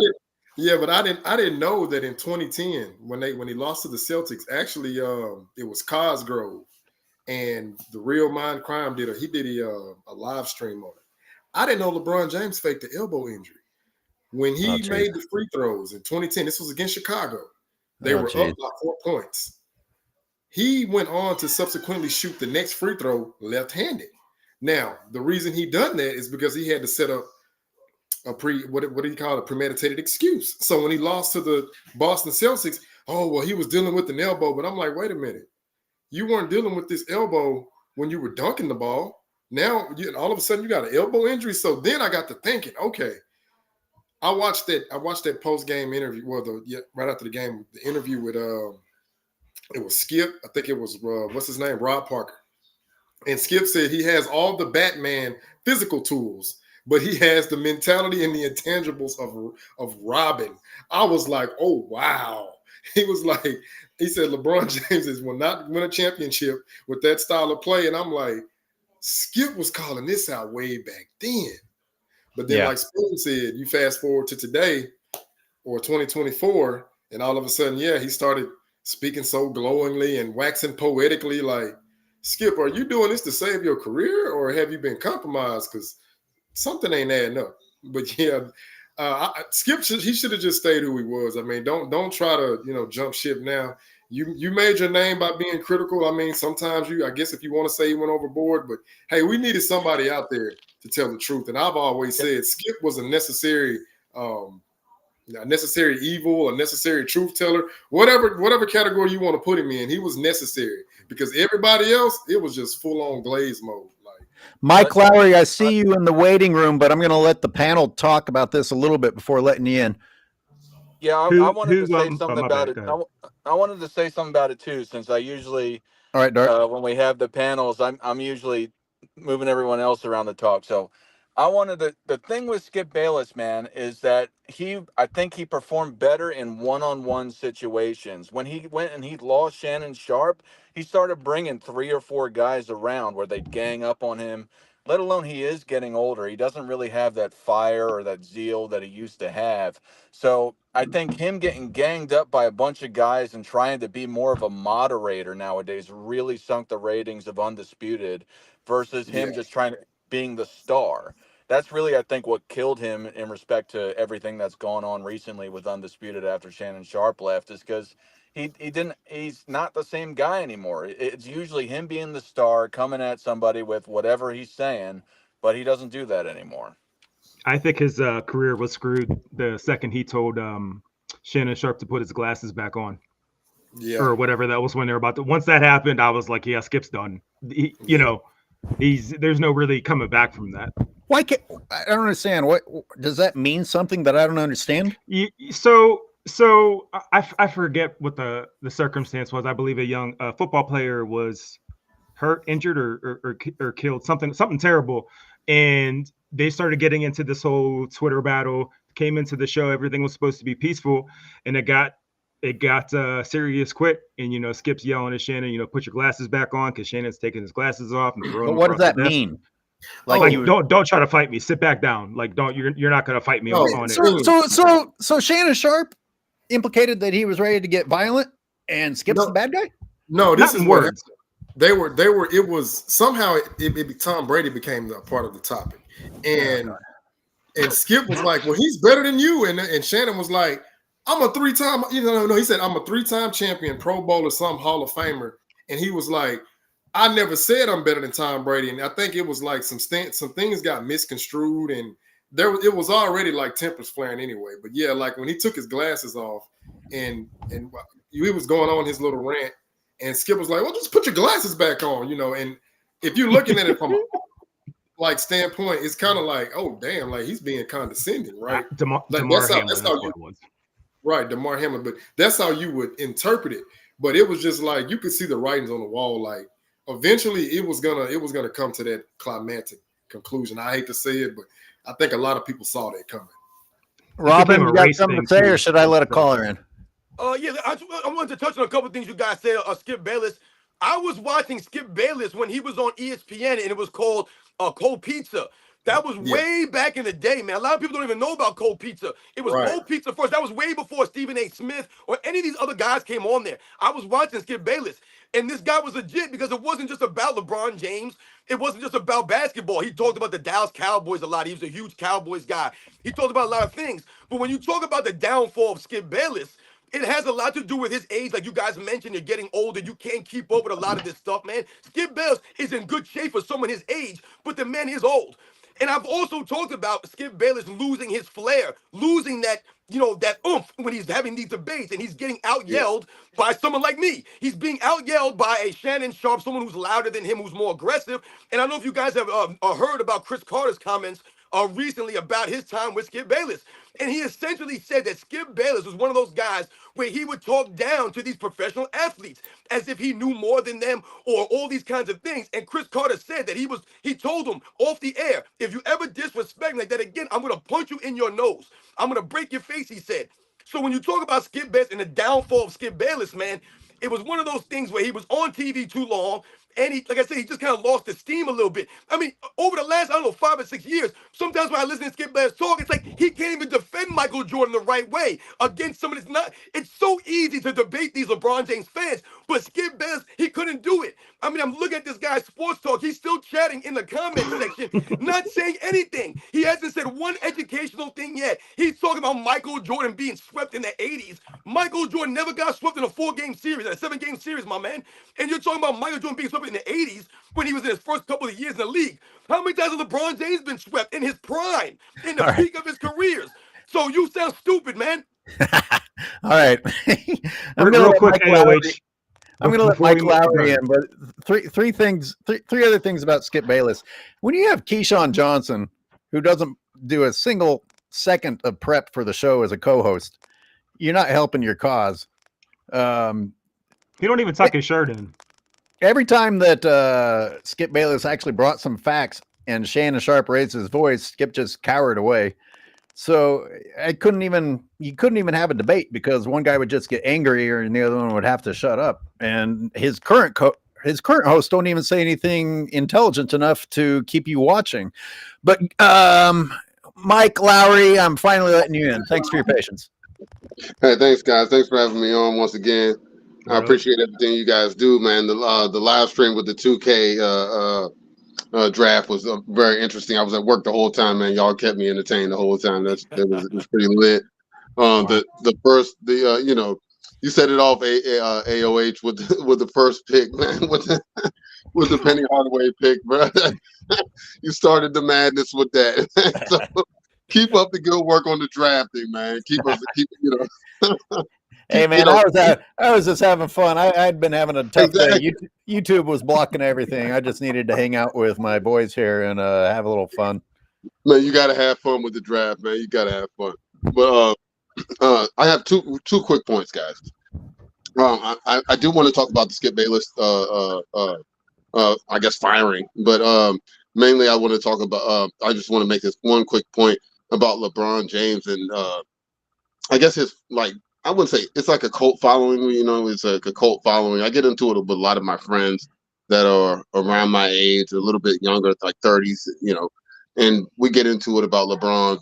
And they always pull up, it's funny, they always want to pull up podcasts from, not podcasts, but from Nick Wright. They always pull up Nick Wright every single time. I'm like, oh my God, here we go with this Nick Wright stuff. But they always want to do that. And I noticed something about all these LeBron fans. They don't watch games.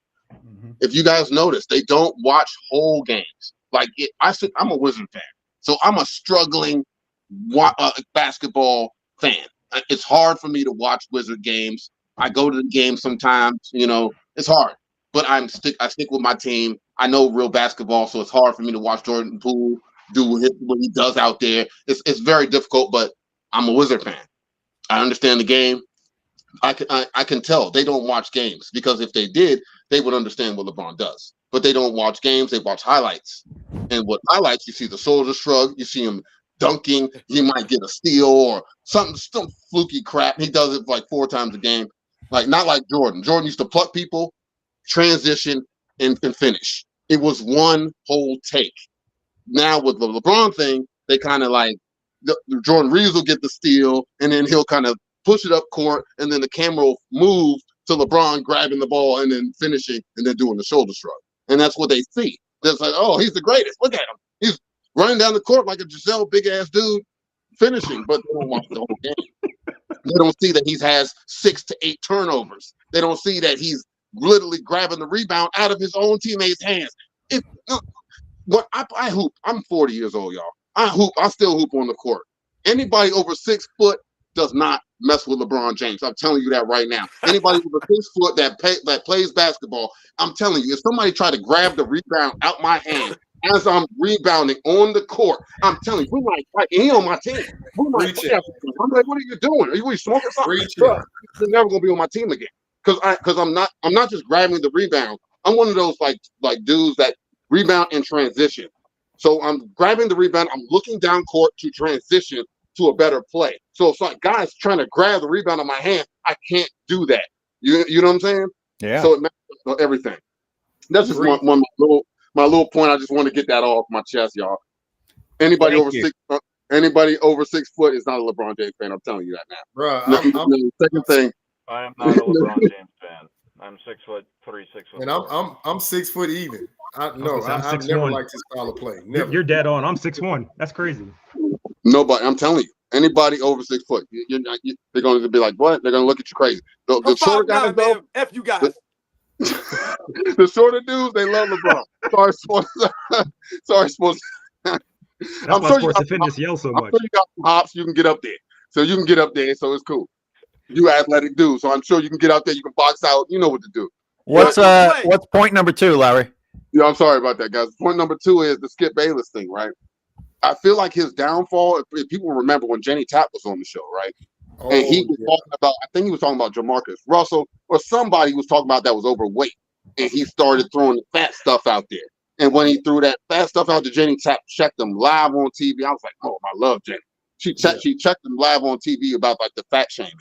And that was from that point on, it seemed like even Shannon was like, oh, I'm not even gonna mess with that. And even from that point on, with him and Jenny got into it, it's been going down. It went downhill from that point.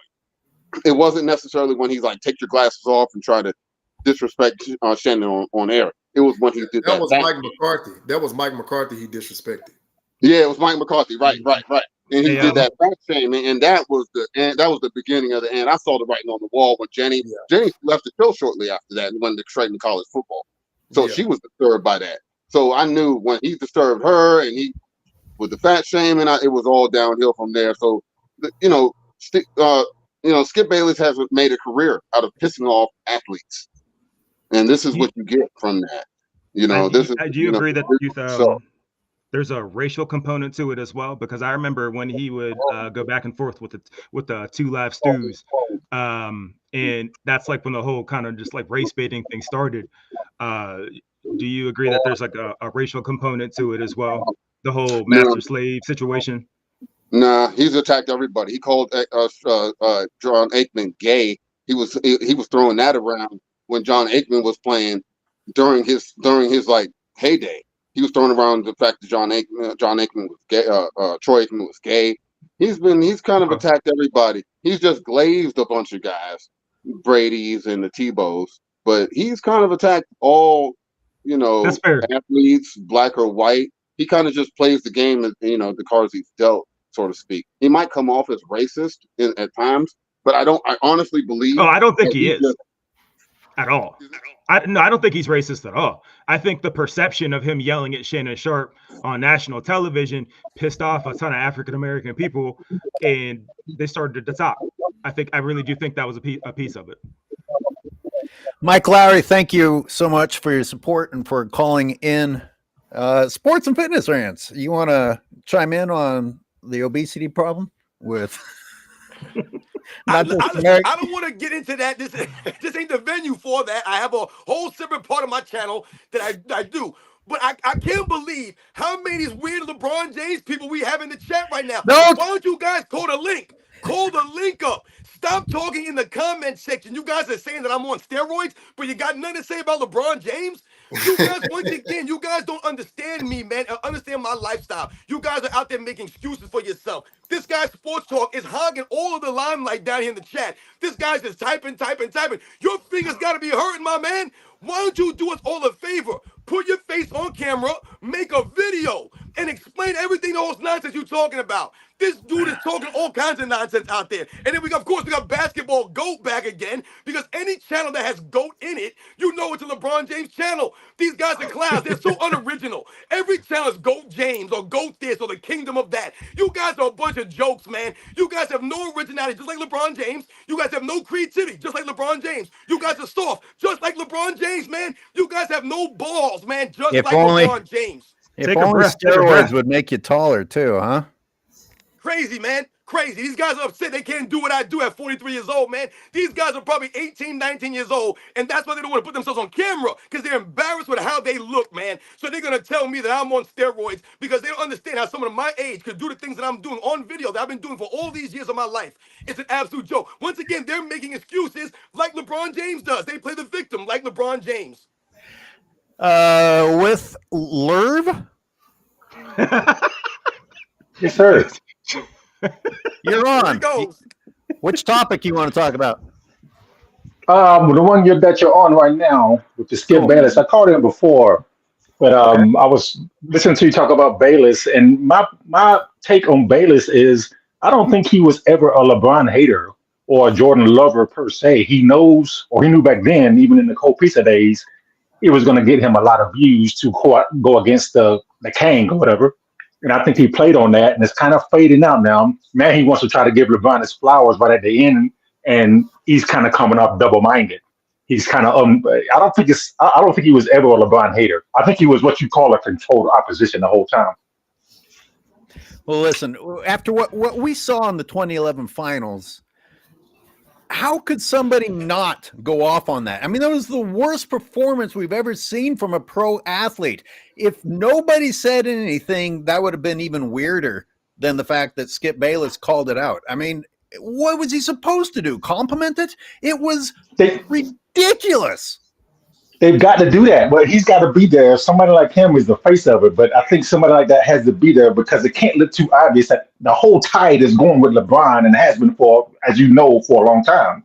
So there's got to be somebody on that kind of platform or status that's going to push back a little bit. But we can see it's disingenuous. We can see he's kind of faking the funk a little bit, and now we can see it for clear now, or for sure now. Well, that was my point. It was like, what platform do you mean? Honesty? I mean, now we have to have special platforms where an analyst is actually going to tell the truth. That's what's unfortunate. And I can understand why it would be tempting. Like, here's someone whose career is being threatened because you can't exist in the media anymore unless you're sucking off LeBron James. But he could have maybe created a side career as the only guy. The guy who stood up against mainstream media and continued to be hardcore. I don't know. Maybe it wouldn't have worked. I don't think he has that kind of fortitude, man. I don't really think he can do that. There's some people like you guys that kind of are playing that role, if I can say that. Like, there has to be somebody on quote unquote the street level, but I don't think somebody on those kind of levels or that kind of platform and status, I don't really think they can be genuinely against that because that's where the tide is going. That's what they want you to believe. And you can see it's working with people that are younger. It's like the Jay-Z thing. I said that about Jay-Z years ago, like 20 years ago, 25 years ago. Right after Biggie died, I remember this. Jay-Z just kept saying he was the best alive. I'm the best rapper ever. I'm the best rapper ever. And I'm like, man, people are going to start believing this. He's not the best rapper ever. I knew that. But now, when you ask people now, that's what they say. He's the GOAT of rap. But he's not. But he said it for 20 years. It does help. I like Nas better. I mean, hey, with all respect to Jay, I like Nas better. So yeah, I do too. Thank you. Thank you. Oh, by the way, thank you for calling in. We lost Dart. Did you get booted or did you take a break? Anyway, Dart was in the waiting room and he's back on, but he's not speaking. Hey, I wanted to thank Nick. Nick sent some Caledonian dollars and thanks. And thank you for calling in. Dart, are you there or what? Yeah. These guys are so funny in the chat. Philosopher Stoned. Call up, fools. Call up, you fools. Call up. Stop being scared. Philosopher Stoned. What's going on, y'all? What up, man? Yes, sir. Let us know what's on your mind. Well, I just wanted to say, again, thanks for doing what you guys do, keeping it real. Just wanted to get to the point with the whole Olympics. Mm-hmm. I find it so interesting when you look at the way that they did Canada versus the way they did the US, because they put Canada in the toughest groups. Mm-hmm. And then they put the US in the easiest group. And I'm like, well, why would you do? Oh, so they don't play Canada. Mm-hmm. Right. And so what it's looking like it's going to shape up to be is going to be a France final versus the USA. Unless they can't get past Germany again, because I think last time they played Germany, they lost. So I just wanted to get y'all thoughts on how you think the final is going to go. Yeah. Cool. Go ahead, guys. Yeah, so I'm just gonna go briefly. I mentioned we were talking about that earlier, and I mentioned the same thing you brought up, man. You're around the money with this stuff. This is what they've been doing. They've been manipulating this stuff. And like I said, I'm not saying they're rigging it for the United States or for LeBron James, but I know it's the same thing that you did. They put the United States in the easier pool play. And once again, that makes us look bad. We're the United States. This is American basketball. We should be going against our hardest pool play. We should have to go against our hardest teams, man. Once again, this goes back to 92 Dream Team. The reason they were beating teams by 30, 40, 50 points is because they respected the competition. They didn't lollygag on those guys. They respected them so much that they beat them down. They went out there to beat them down. The United States now, they don't play with that same fire. And you're right, man. They're in an easier pool, man. I don't know how we ever prove anything like this, because they'll say that it's random. All I know is that I would have enjoyed watching it if they'd been in a tougher pool. I mean, when you're the best, essentially, you're supposed to draw the toughest route. Like, you're not supposed to get a cakewalk. You're supposed to go against the top-notch teams. I don't know. Can you all hear me? Yeah. There you are. Dark. Hey, thank you for Philosopher Stoned. Appreciate it very much. Yo, thanks a lot, man. That's a great point he made. So I saw this guy in the comments talking about 40,000 points, and yet LeBron is still not even a top 10 scorer amongst the Robin, elite. you forgot to mention with the LeBron James fans that they don't read. Or They can't they can't read. How can they can't read? Speam, They can't. you're muted, dude. Steam Engine, you're muted. I didn't mute him. No, Dart. It's not that they don't read; they can't read. Like they're mentally incapable of reading. They can't. They fake. Yeah, that's why they say these stupid things. I mean, listen to what they're saying in the chat. You got these same three idiots, and it's funny. All they do is compliment themselves. They just Is that better? Themselves. Can you hear me now? Yes. Hey, for those of you who are interested in calling in or talking, we covered why it's offensive for LeBron James to be compared to activists such as Ali, or him painting a picture of himself next to Dr. King. We didn't really touch that much about the woulda, shoulda, coulda people. Ja Morant was one of the more recent people to say, I would have cooked Jordan, and yet Ja still hasn't done a damn thing in his career. Team USA, can you criticize your own country? The demise of AOH, Uncut Hoops asking you a question in the chat. Oh, He okay. said, AOH, any thoughts on Curry being turned into Kyle Korver in the system on Team USA? Wow, that's a good one. That's a good one. Yeah, that is a good one. I mean, Curry hasn't been shooting terribly well, but I'll take this further than Curry. As much as they're glorifying LeBron James, what is it that LeBron James does that any NBA player couldn't fulfill the role of on that team? You have Noah Eagle and Dwayne Wade telling you that dribbling the ball and passing to the dude right next to you is mind-blowing intelligence. You have LeBron James cheating back so that he can receive the outlet pass, being called fast and hustle. You have him shooting layups 90% of the time, contributing to his scoring. Who can't do that? Who can't do that? Forget Curry having his role demised. Everybody's role is being demised. And LeBron James is playing big minutes every single game. And when the NBA season comes around, he's going to go right back to having fake injuries whenever he wants to have a fake injury. He doesn't need to be playing these minutes. We don't need him.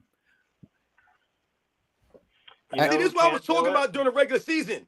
And I tell people that LeBron James should be playing 20, 25 minutes in a regular season in the NBA and giving the max effort on both sides of the ball. That would make the team much greater. When Uncut Hoops asked the question, he talks about Steph Curry, being relegated to, just standing around in the system, man. Everyone is doing it. When you think about LeBron James, who has he ever improved? Who has he made better? None of these guys on the Olympic team are actually better playing with LeBron James in that system, man.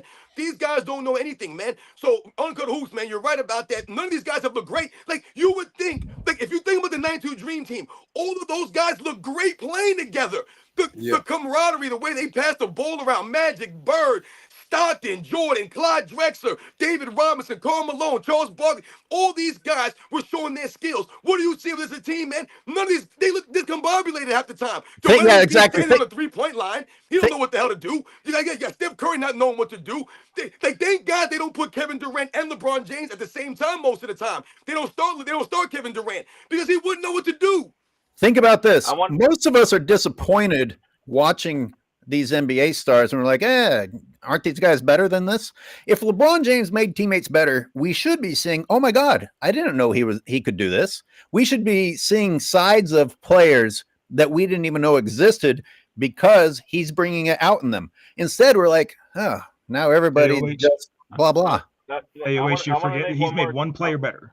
Real quick, Matthew Dellavedova, the one player LeBron made decent. I will slap you when I see you in real life. I will slap you. That was his effort that gave him that play. Matthew Dellavedova earned his money in those finals, man. They had to put this man on oxygen on the sideline because he was giving so much effort running around following Steph Curry. But what do the LeBron James fans do? They give Dellavedova no credit. They give Timothy Mozgov no credit. If you go back and watch the 2015 NBA Finals, Timothy Mozgov was balling out of control. He was playing way above his head. He was actually helping LeBron James. Yeah. So was Matthew Dellavedova played so good, and he was giving such an effort that he forced Steph Curry into like 5 turnovers a game, and he didn't even get a Finals MVP. Yeah. Steph Curry didn't even get a Finals MVP in a series, and they still beat LeBron James. It's mind-blowing how far. I mean, Miami is an easy choice, but like digging into the Cavaliers era and the disrespect and the claim that those guys weren't good is like a documentary within itself. Dart, I keep hearing you try to talk. I don't know what's wrong with your audio, but I only hear a word every now and then. It's because Restream. It's my mic is not as loud as yours. I'm trying to say, so I got to get going. Okay. But I wanted to say something about this real fast with LeBron making everyone better. Dwayne Wade is saying that he's making everyone better, and the entire Team USA team is saying he's the best on the team. So that must be true. I mean, I don't know what you guys are smoking. These guys say it's true, so it's got to be true. We have the poster child of someone getting worse when LeBron James joined his team, saying that he makes people better. So I guess we can't find truth in anybody. We have Niall. We have Niall in the waiting room. Dart, thank you for popping in. We appreciate it. Appreciate you, Dart. Absolutely. Yep. Hello, guys. Niall, you're on. Yeah, I had to chime in because you guys were talking. This is not on LeBron. You guys are talking about sports and fitness is on steroids. Why don't you watch his fitness videos and get in shape like I did? Like I don't watch his videos. That's it's preposterous. I really appreciate that's how that, you man. sport and fitness. Have you seen his body? I mean, if that's what steroids do for you, I won't ever buy any. Hey, I had to just call in just for that because that man alone got me in shape. So that's awesome. I mean, man, listen, I just want to say, man, that is truly humbling, man, for you to say that. I've always told people, if I only helped one person better themselves, then my channel was a success. So thank you, because you've made my channel a success. And I see a lot of other people in the comment section, Angela Jacobs. I see some other people, Samaya K, supporting me in the chat about the steroid stuff. And I'm on cocaine because I got all this energy, man. You guys know the deal. The people who follow my channel, the people that know about what I represent. I don't even drink alcohol. but they're over here telling me I do all this other stuff. All they gotta do is watch the videos. Do it for yourselves, guys. Do it for yourselves. In HOH, you keep doing God's work. Keep your foot on that guy's neck. That's all I gotta say. Thank you. They want to Thank take you. shortcuts like LeBron. That's why.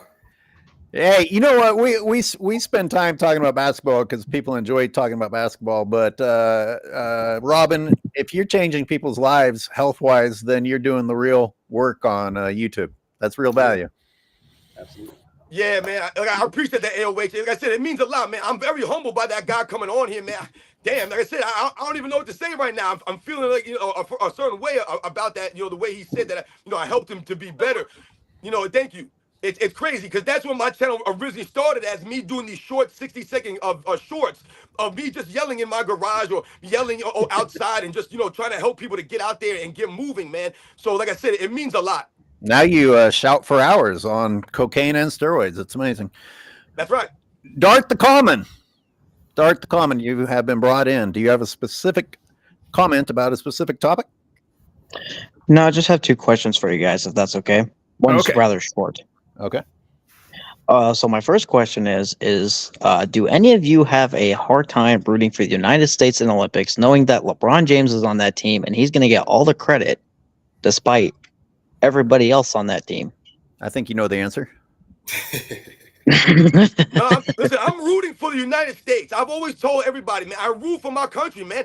I'm a huge supporter of the United States. I said, I fought for this country, man.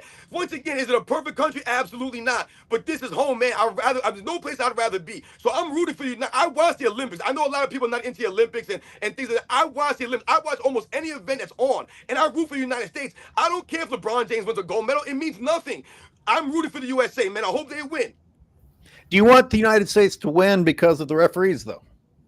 No, and that's what we're talking about. Oh. Hold the United States to the standard. If we're supposed to be the greatest team at basketball, which is proof of all the gold medals we won through all these years of competition, even when we didn't have professionals, we were still winning gold medals. So yes, we should be held to the highest standard. Dart the Common, you had a second part? Yeah, so my second question is I'm not as old as you guys. I didn't have the pleasure of watching Jordan play, but I've had the pleasure of watching, that's not really a pleasure, of watching LeBron play. So my question is for these LeBron fanatics that love to say that he's the GOAT, how can I prove this knowing that there's not really much out there that I can really look up for Michael Jordan's film other than his highlight reels that hype him up? Hey, that's not really that true. I've been enjoying watching old games on YouTube. Hey, Dart the Common, just simplify it this way. You can't scheme around Michael Jordan. You can scheme around LeBron. If you take one thing away from Michael Jordan, he has 3 other options that he can defeat you with. If you play drop coverage on LeBron and don't allow him to get to the goal, you've defeated him. Go look at how the Golden State Warriors played him, the Mavericks, the Spurs, and the who am I missing? Celtics. Just go watch how they played it.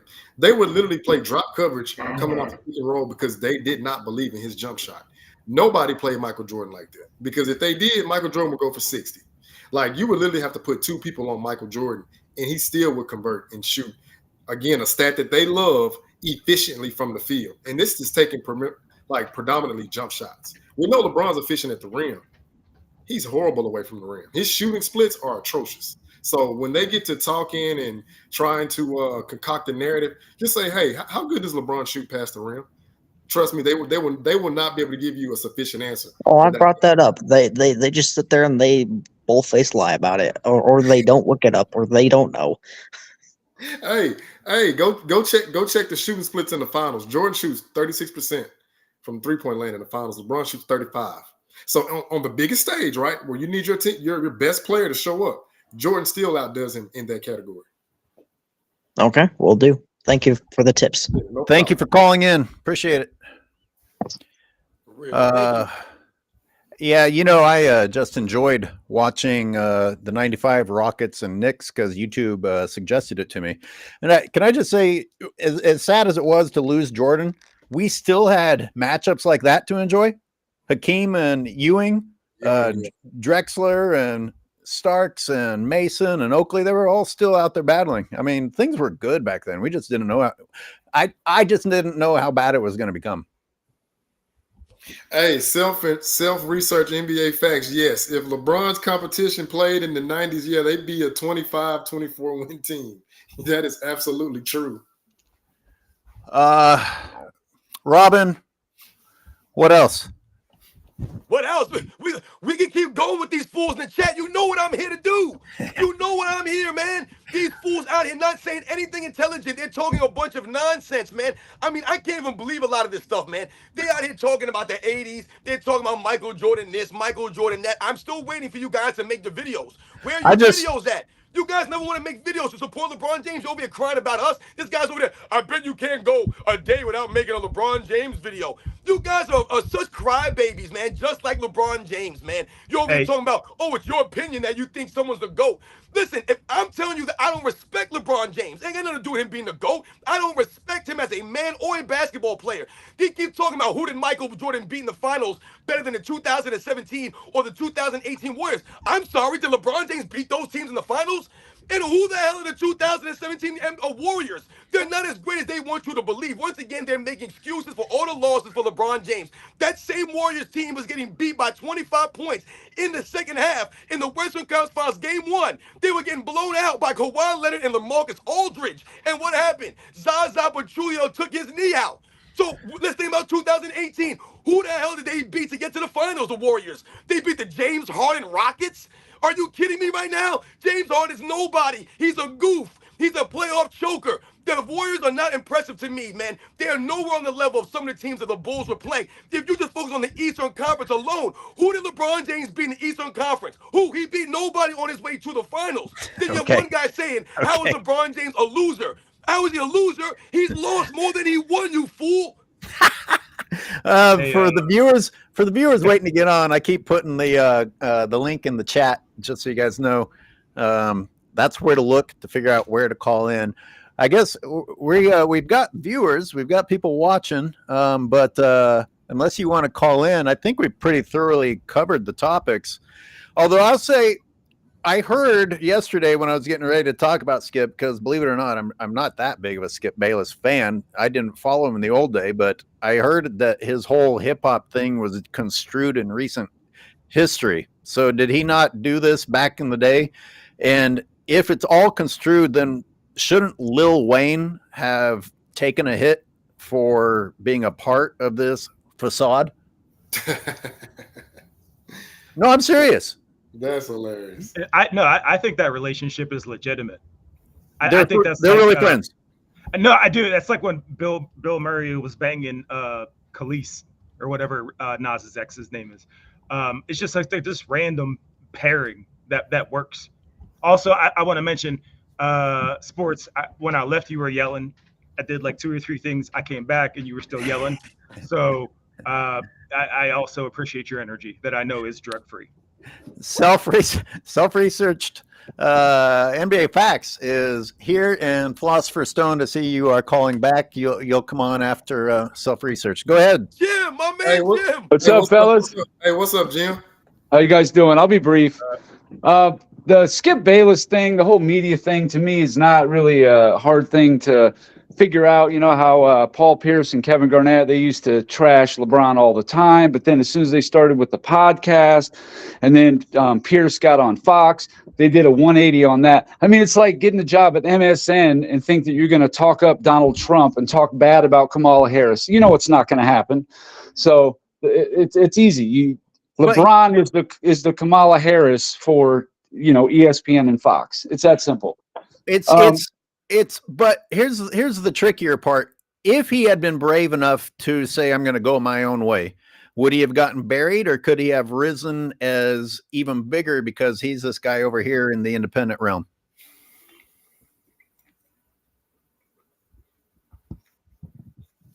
Where'd Jim go? I don't know. Oh. I did not mute him. Well, he left. All right. I'm here. Can you hear me? Yeah. You got me? I do. Yeah. Hello. Okay. Yeah, we can hear you. Yeah, the other thing I was going to say, there's people in the chat earlier talking about, how if a team doesn't have a bunch of Hall of Famers or top 75 players, then it wasn't a good team. Been hearing that for years. That's a Nick Wright, Shannon Sharp talking point. Well, then explain to me, because this is a very fair comparison. Patrick Ewing played 15 years for the Knicks, never played with a top 75 player, only played with the Hall of Famer for 6 games in his whole career. That was Bernard King in 1987 in his whole Knicks career. He beat 9 top 75 players. LeBron James, outside of Miami, in 17 years, beat 7 top 75 players. And he went to the finals 6 times. Make that make sense to me, LeBron people. It's so dumb. I mean, I appreciate I appreciate why it frustrates you, but it's just absurd. I mean, you get a group of average guys that are well coached. I read Blood on the Floor about Madison Square Garden and Pat Riley, and they would make it sound like Pat Riley just trained them so fucking hard that they were going to win, even though they shouldn't have won. Well, isn't that cooler than a bunch of Hall of Famers that team up together and then still fail? Right. Absolutely. They can't answer these questions, man. LeBron James has never won an NBA championship off a super team. When you hear people in the comments, oh, LeBron James won 4 championships. He won 4 championships on stacked teams that he put together. He ain't win one legit championship. No one respects LeBron James 4 titles. Who did LeBron James beat in 2020? The number 8 seed Miami Heat with a hurt Bam Adebayo and a hurt Jimmy Butler, Goran Dragic. All these guys were injured. When you talk about the competition that Michael Jordan did or didn't go against, it doesn't add up. Once again, Michael Jordan, he beat the teams that he was supposed to be 24-0 in the postseason with home court advantage, which means he was never upset once, never once upset. So he never lost when he was supposed to win. When people talk about, oh, Michael Jordan was the favorite, he was the favorite. Okay, if Michael Jordan was always the favorite, he did what he was supposed to do. He won those games. LeBron James was a preseason favorite to win the title so many years, and he failed. They completely failed. So LeBron James ain't living up to the hype, man. Yeah. On Cleveland, 11 years on Cleveland, the only top 75 players he ever beat was Jason Kidd on the 41 and 41 Nets in 07 and Steph Curry in 2016. Look it up. No other 75 players. That's a fact. Oh, damn. That recent Pistons champion team does not get enough credit. No, they don't. Like overall of all time. That's like the last team. I feel that's won a chip. And LeBron never beat them when they had Ben Wallace. He could only beat them when Ben Wallace got traded. Ben Wallace was at that rim, baby. Yeah. Yeah, he wasn't top 75, but yeah, exactly. But, I think the argument's stupid. It doesn't matter. Like Clyde Drexler is another guy. Before he went to Houston, I played 11 years with the Trailblazers. He beat 7 top 75 players in 11 years. He never played with a Hall of Famer. It doesn't matter. He had Buck Williams, Jerome Kersey, Terry Porter. He had a squad. But because they're not a Hall of Famer, they're somehow sucked now. It's the stupidest, ridiculous narrative. Yeah, and how many people start down there and then become Hall of Famers because they played their hearts out and were with a teammate who made them better? I mean, no, absolutely. James ain't make nobody a Hall of Famer. You can clearly see that Michael Jordan helped make Scottie Pippen a Hall of Famer. LeBron made his opponents Hall of Famers. He made them look bad. That's a good one. LeBron has actually removed guys who were making the All-Star team from making the All-Star team. That's what he did for his teammates. No, AOH, he literally made Jason Terry look like he got robbed of Finals MVP. That's how great he made Jason Terry. I said when I was breaking down that video, I was like, is Jason Terry the fastest player in the NBA? Because he was going around LeBron like he was in cement. He like LeBron could not guard a parked car with an AK-47. That's how ridiculous Jason Terry made him look. Oh, shit. All right, I'll let the next caller in. I'm out. See you guys. Yo, Jim, thanks a lot, man. All right, sir. Well, guys, I think we've about beaten this to death. Yeah, I got to wrap it up in like 10 minutes.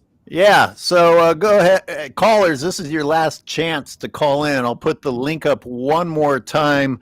We'll start going around. We'll go counterclockwise. Hoops God, final statements about the topics we talked about today? As far as the tough versus being dirty, again, I think there's a huge separator there. Like, you can be a very physical defense, but also still play within the lines of the dirty defense. That's like you're purposely trying to injure somebody. I've never agreed with that. Being a Patriot and still criticizing Team USA, yes, I believe you can. I mean, that's again like Sports and Fitness City. You're holding yourself to a standard, and if you don't, that's like you're doing yourself a disservice. Because if we're supposed to be the standard, right, then it's not. There's not anything below that. Like, no, we're at the top tier. We're the top of the mountain. So I expect nothing but greatness. You know, if you're going to speak against every situation going on. If you're not, to just be quiet. You know. And as far as LeBron James being an activist, I forgot the guy who came in, but he said it perfectly. LeBron is a Twitter activist. He's never been out in the community with the people trying to improve like the problems that are going on. He's never been about that. We know Ali customarily went into the neighborhood and conversed with the people and dialogued and gave back. LeBron's never done that. He's a product of Nike. They're putting him on this pedestal, but unfortunately, it's not working because people can see through the nonsense. You know, with the rise of technology and, you know, of course, the independent content creators is like, come on, man, this dude is manufactured. There's nothing about him authentic. So, I overall enjoyed the topic, man. I sincerely get a kick out of this. And I said that I would give callers one more try, and we have a caller. Yes, sir. Oh, hey, everybody. You are on. Hey, bro. Hey, I ain't got too much to say because I felt like the topic has been exhausted already. But it's too much lying out here. People are insulting our intelligence on TV every day. And I'm glad people in the chat and people like you are just saying, I'm just saying thanks, and I ain't got a question, just saying thanks because everything I wanted to say has already been said. So yeah, thanks a lot, man. We beat these to death, but we appreciate your support. Yes, sir. Thank you, man. D, we got another caller. D, you are on. D, you are off. Okay, Speed Engine, you're next. My momentum's gone now. Shit. There was something. Actually, the last caller reminded me. Get yourself some cocaine. You'll be fine. No, that's what I was out doing. The thing is like our standards have lowered just across the board, and it's not even just what's going on with the Olympics is a microcosm of that. It's a win-win for LeBron. If they win, he's a gold medalist. If they lose, when he sits out 26 games next season, they'll say it's because he played in the Olympics or played in these games. And if you can't see that now, you're crazy. And the second he stopped being as profitable, all this stuff started coming to the light. It's as black and white as you can possibly be, but people deny it. Or find weird arguments about it. That's it. Very good. Sports and fitness rants. All right, now bear with me here. I'm gonna go off for a couple minutes. All right, bear with me here. Oh, I better go I want to first. talk about a couple things real briefly that I noticed. But first, let's get through everything that we talked about, the Dwayne Wade, the Noah Eagle nonsensical broadcasting and the weird things that these guys say, lying to the fans out there, not educating people, right? So we get all of that. Once again, we don't have to root for LeBron James to root for Team USA. I don't have to support LeBron James to support Team USA. And once again, we're holding these guys to the standard of the 92 Dream Team. That's the problem for a lot of people. They don't seem to get that. We're holding them to that standard. They always want to lower the bar for anything LeBron James related, man. Once again, LeBron James, you're lowering the bar of Muhammad Ali and the standard that he set, his life or his legacy, all those things. You've lowered him down to dirtbag LeBron James. He should never be compared to a Muhammad Ali or be called the modern day Ali. He should have never had a mural alongside Martin Luther King. Now, for the LeBron James fans in the chat, let's get a couple things straight here, all right? Number one, I saw somebody saying something that LeBron James was only the quote-unquote favorite in like 3 of his 10 finals. You expose LeBron James when you say that. Why is LeBron James the greatest player of all time? Why is he not the favorite to win? You know why he's never the favorite? Because his teams underachieved in the regular season. If you go back and look at LeBron James' career and you look at the preseason favorites coming into the season, LeBron James was a preseason favorite many, many times where his teams failed miserably. failed miserably. So all this stuff, oh, LeBron James wasn't a favorite, all that does is take away from LeBron James' greatness. The reason why Michael Jordan and the Bulls were favored several times in the NBA, not every time, but several times in the finals, was because of Michael Jordan. They were literally favored because no one, who the hell's betting against Michael Jordan? That's called being smart. That's called understanding the game. Michael Jordan, the greatest closer in the history of the game, always known for raising his level of play. So you expose LeBron James when you say he wasn't the favorite. Why was he not the favorite? I saw someone say something about Michael Jordan in the 80s. They keep talking about Michael Jordan in the 80s, the stats he put up while losing to the Pistons. Let's understand something. When you compare him to LeBron James in the 2009 season or the 2010 season, Michael Jordan never lost in the postseason on a team that won 60-plus games. LeBron James, Cleveland Cavaliers won 66 games, and they still failed to make the finals, even though they were the favorite to beat Orlando. So once again, the whole favorite, not favorite, it exposes LeBron James, man. And we talk about the numbers that Michael Jordan was putting up while losing to the Detroit Pistons. Once again, these people don't have a leg to stand on. Michael Jordan was getting beat up physically and was going against the Jordan rules. Once again, not playing with anyone yet that was developed yet. But did Michael Jordan run from the Chicago Bulls? Did he make them trade Phil Jackson or get rid of Phil Jackson? No. He stayed there and grinded it out, man. So you guys, once again, sound ridiculous right now when you bring up Michael Jordan and you try to talk about his losses in his years grinding up into the winning. LeBron James ducked the grind. That's why you guys don't understand that. And I want to shout to everybody in the chat, man, that supports my channel. All you people out there have been supporting my fitness videos. Did you guys know the deal, what I'm standing on, man? So much respect. Shout out to everybody in the panel, man. Hoop God, my man, Steam Engine. AOH, once again, it's been a pleasure, and we continue to do this, man. Thank you, guys. You know, one of the reasons Robin is speaking like that is because he covers entire arguments and tries to do it within seconds, but he spits a lot out there. You got to take it and break it all down because he actually has a lot of information condensed into a very fast, very small amount of time. So you guys, thanks for joining. We flirted with some controversial stuff without getting too crazy, but it's hard to talk about patriotism and softness without talking about politics and the state of society. I'll play the neutral person here because I see even people in the chat's names have political things in them. Whatever softness people want to attribute and the decline that's been taking place, you don't get to place it on a political party, in my opinion. Like, this is not something that started when someone entered office 4 years ago or 8 years ago or 12 years ago. This was a snowball at the top of a mountain a long time ago that has been allowed to get bigger for a very long period of time. Pretending that it happened starting at exactly a period of time ago is denial, and that's not going to solve the problem. You know what YouTube put in my feed recently was The Man Show. You guys remember The Man Show? You guys know The Man Show? 1992, these guys are coming on TV and saying that masculinity is being threatened and that we're getting too PC. So this, this has been going on for a long time. Anyway, didn't that show have chicks on a trampoline? Oh yeah, that's where we were back then, and nobody said a damn thing. Nobody complained about it. Damn it. Well, that was their point. They were like, we're going to do the exact opposite of what you people are saying is allowed. Gentlemen, thanks for joining. Callers, thanks for calling in. Super chatters, thank you. And we'll be back next Wednesday. Indeed.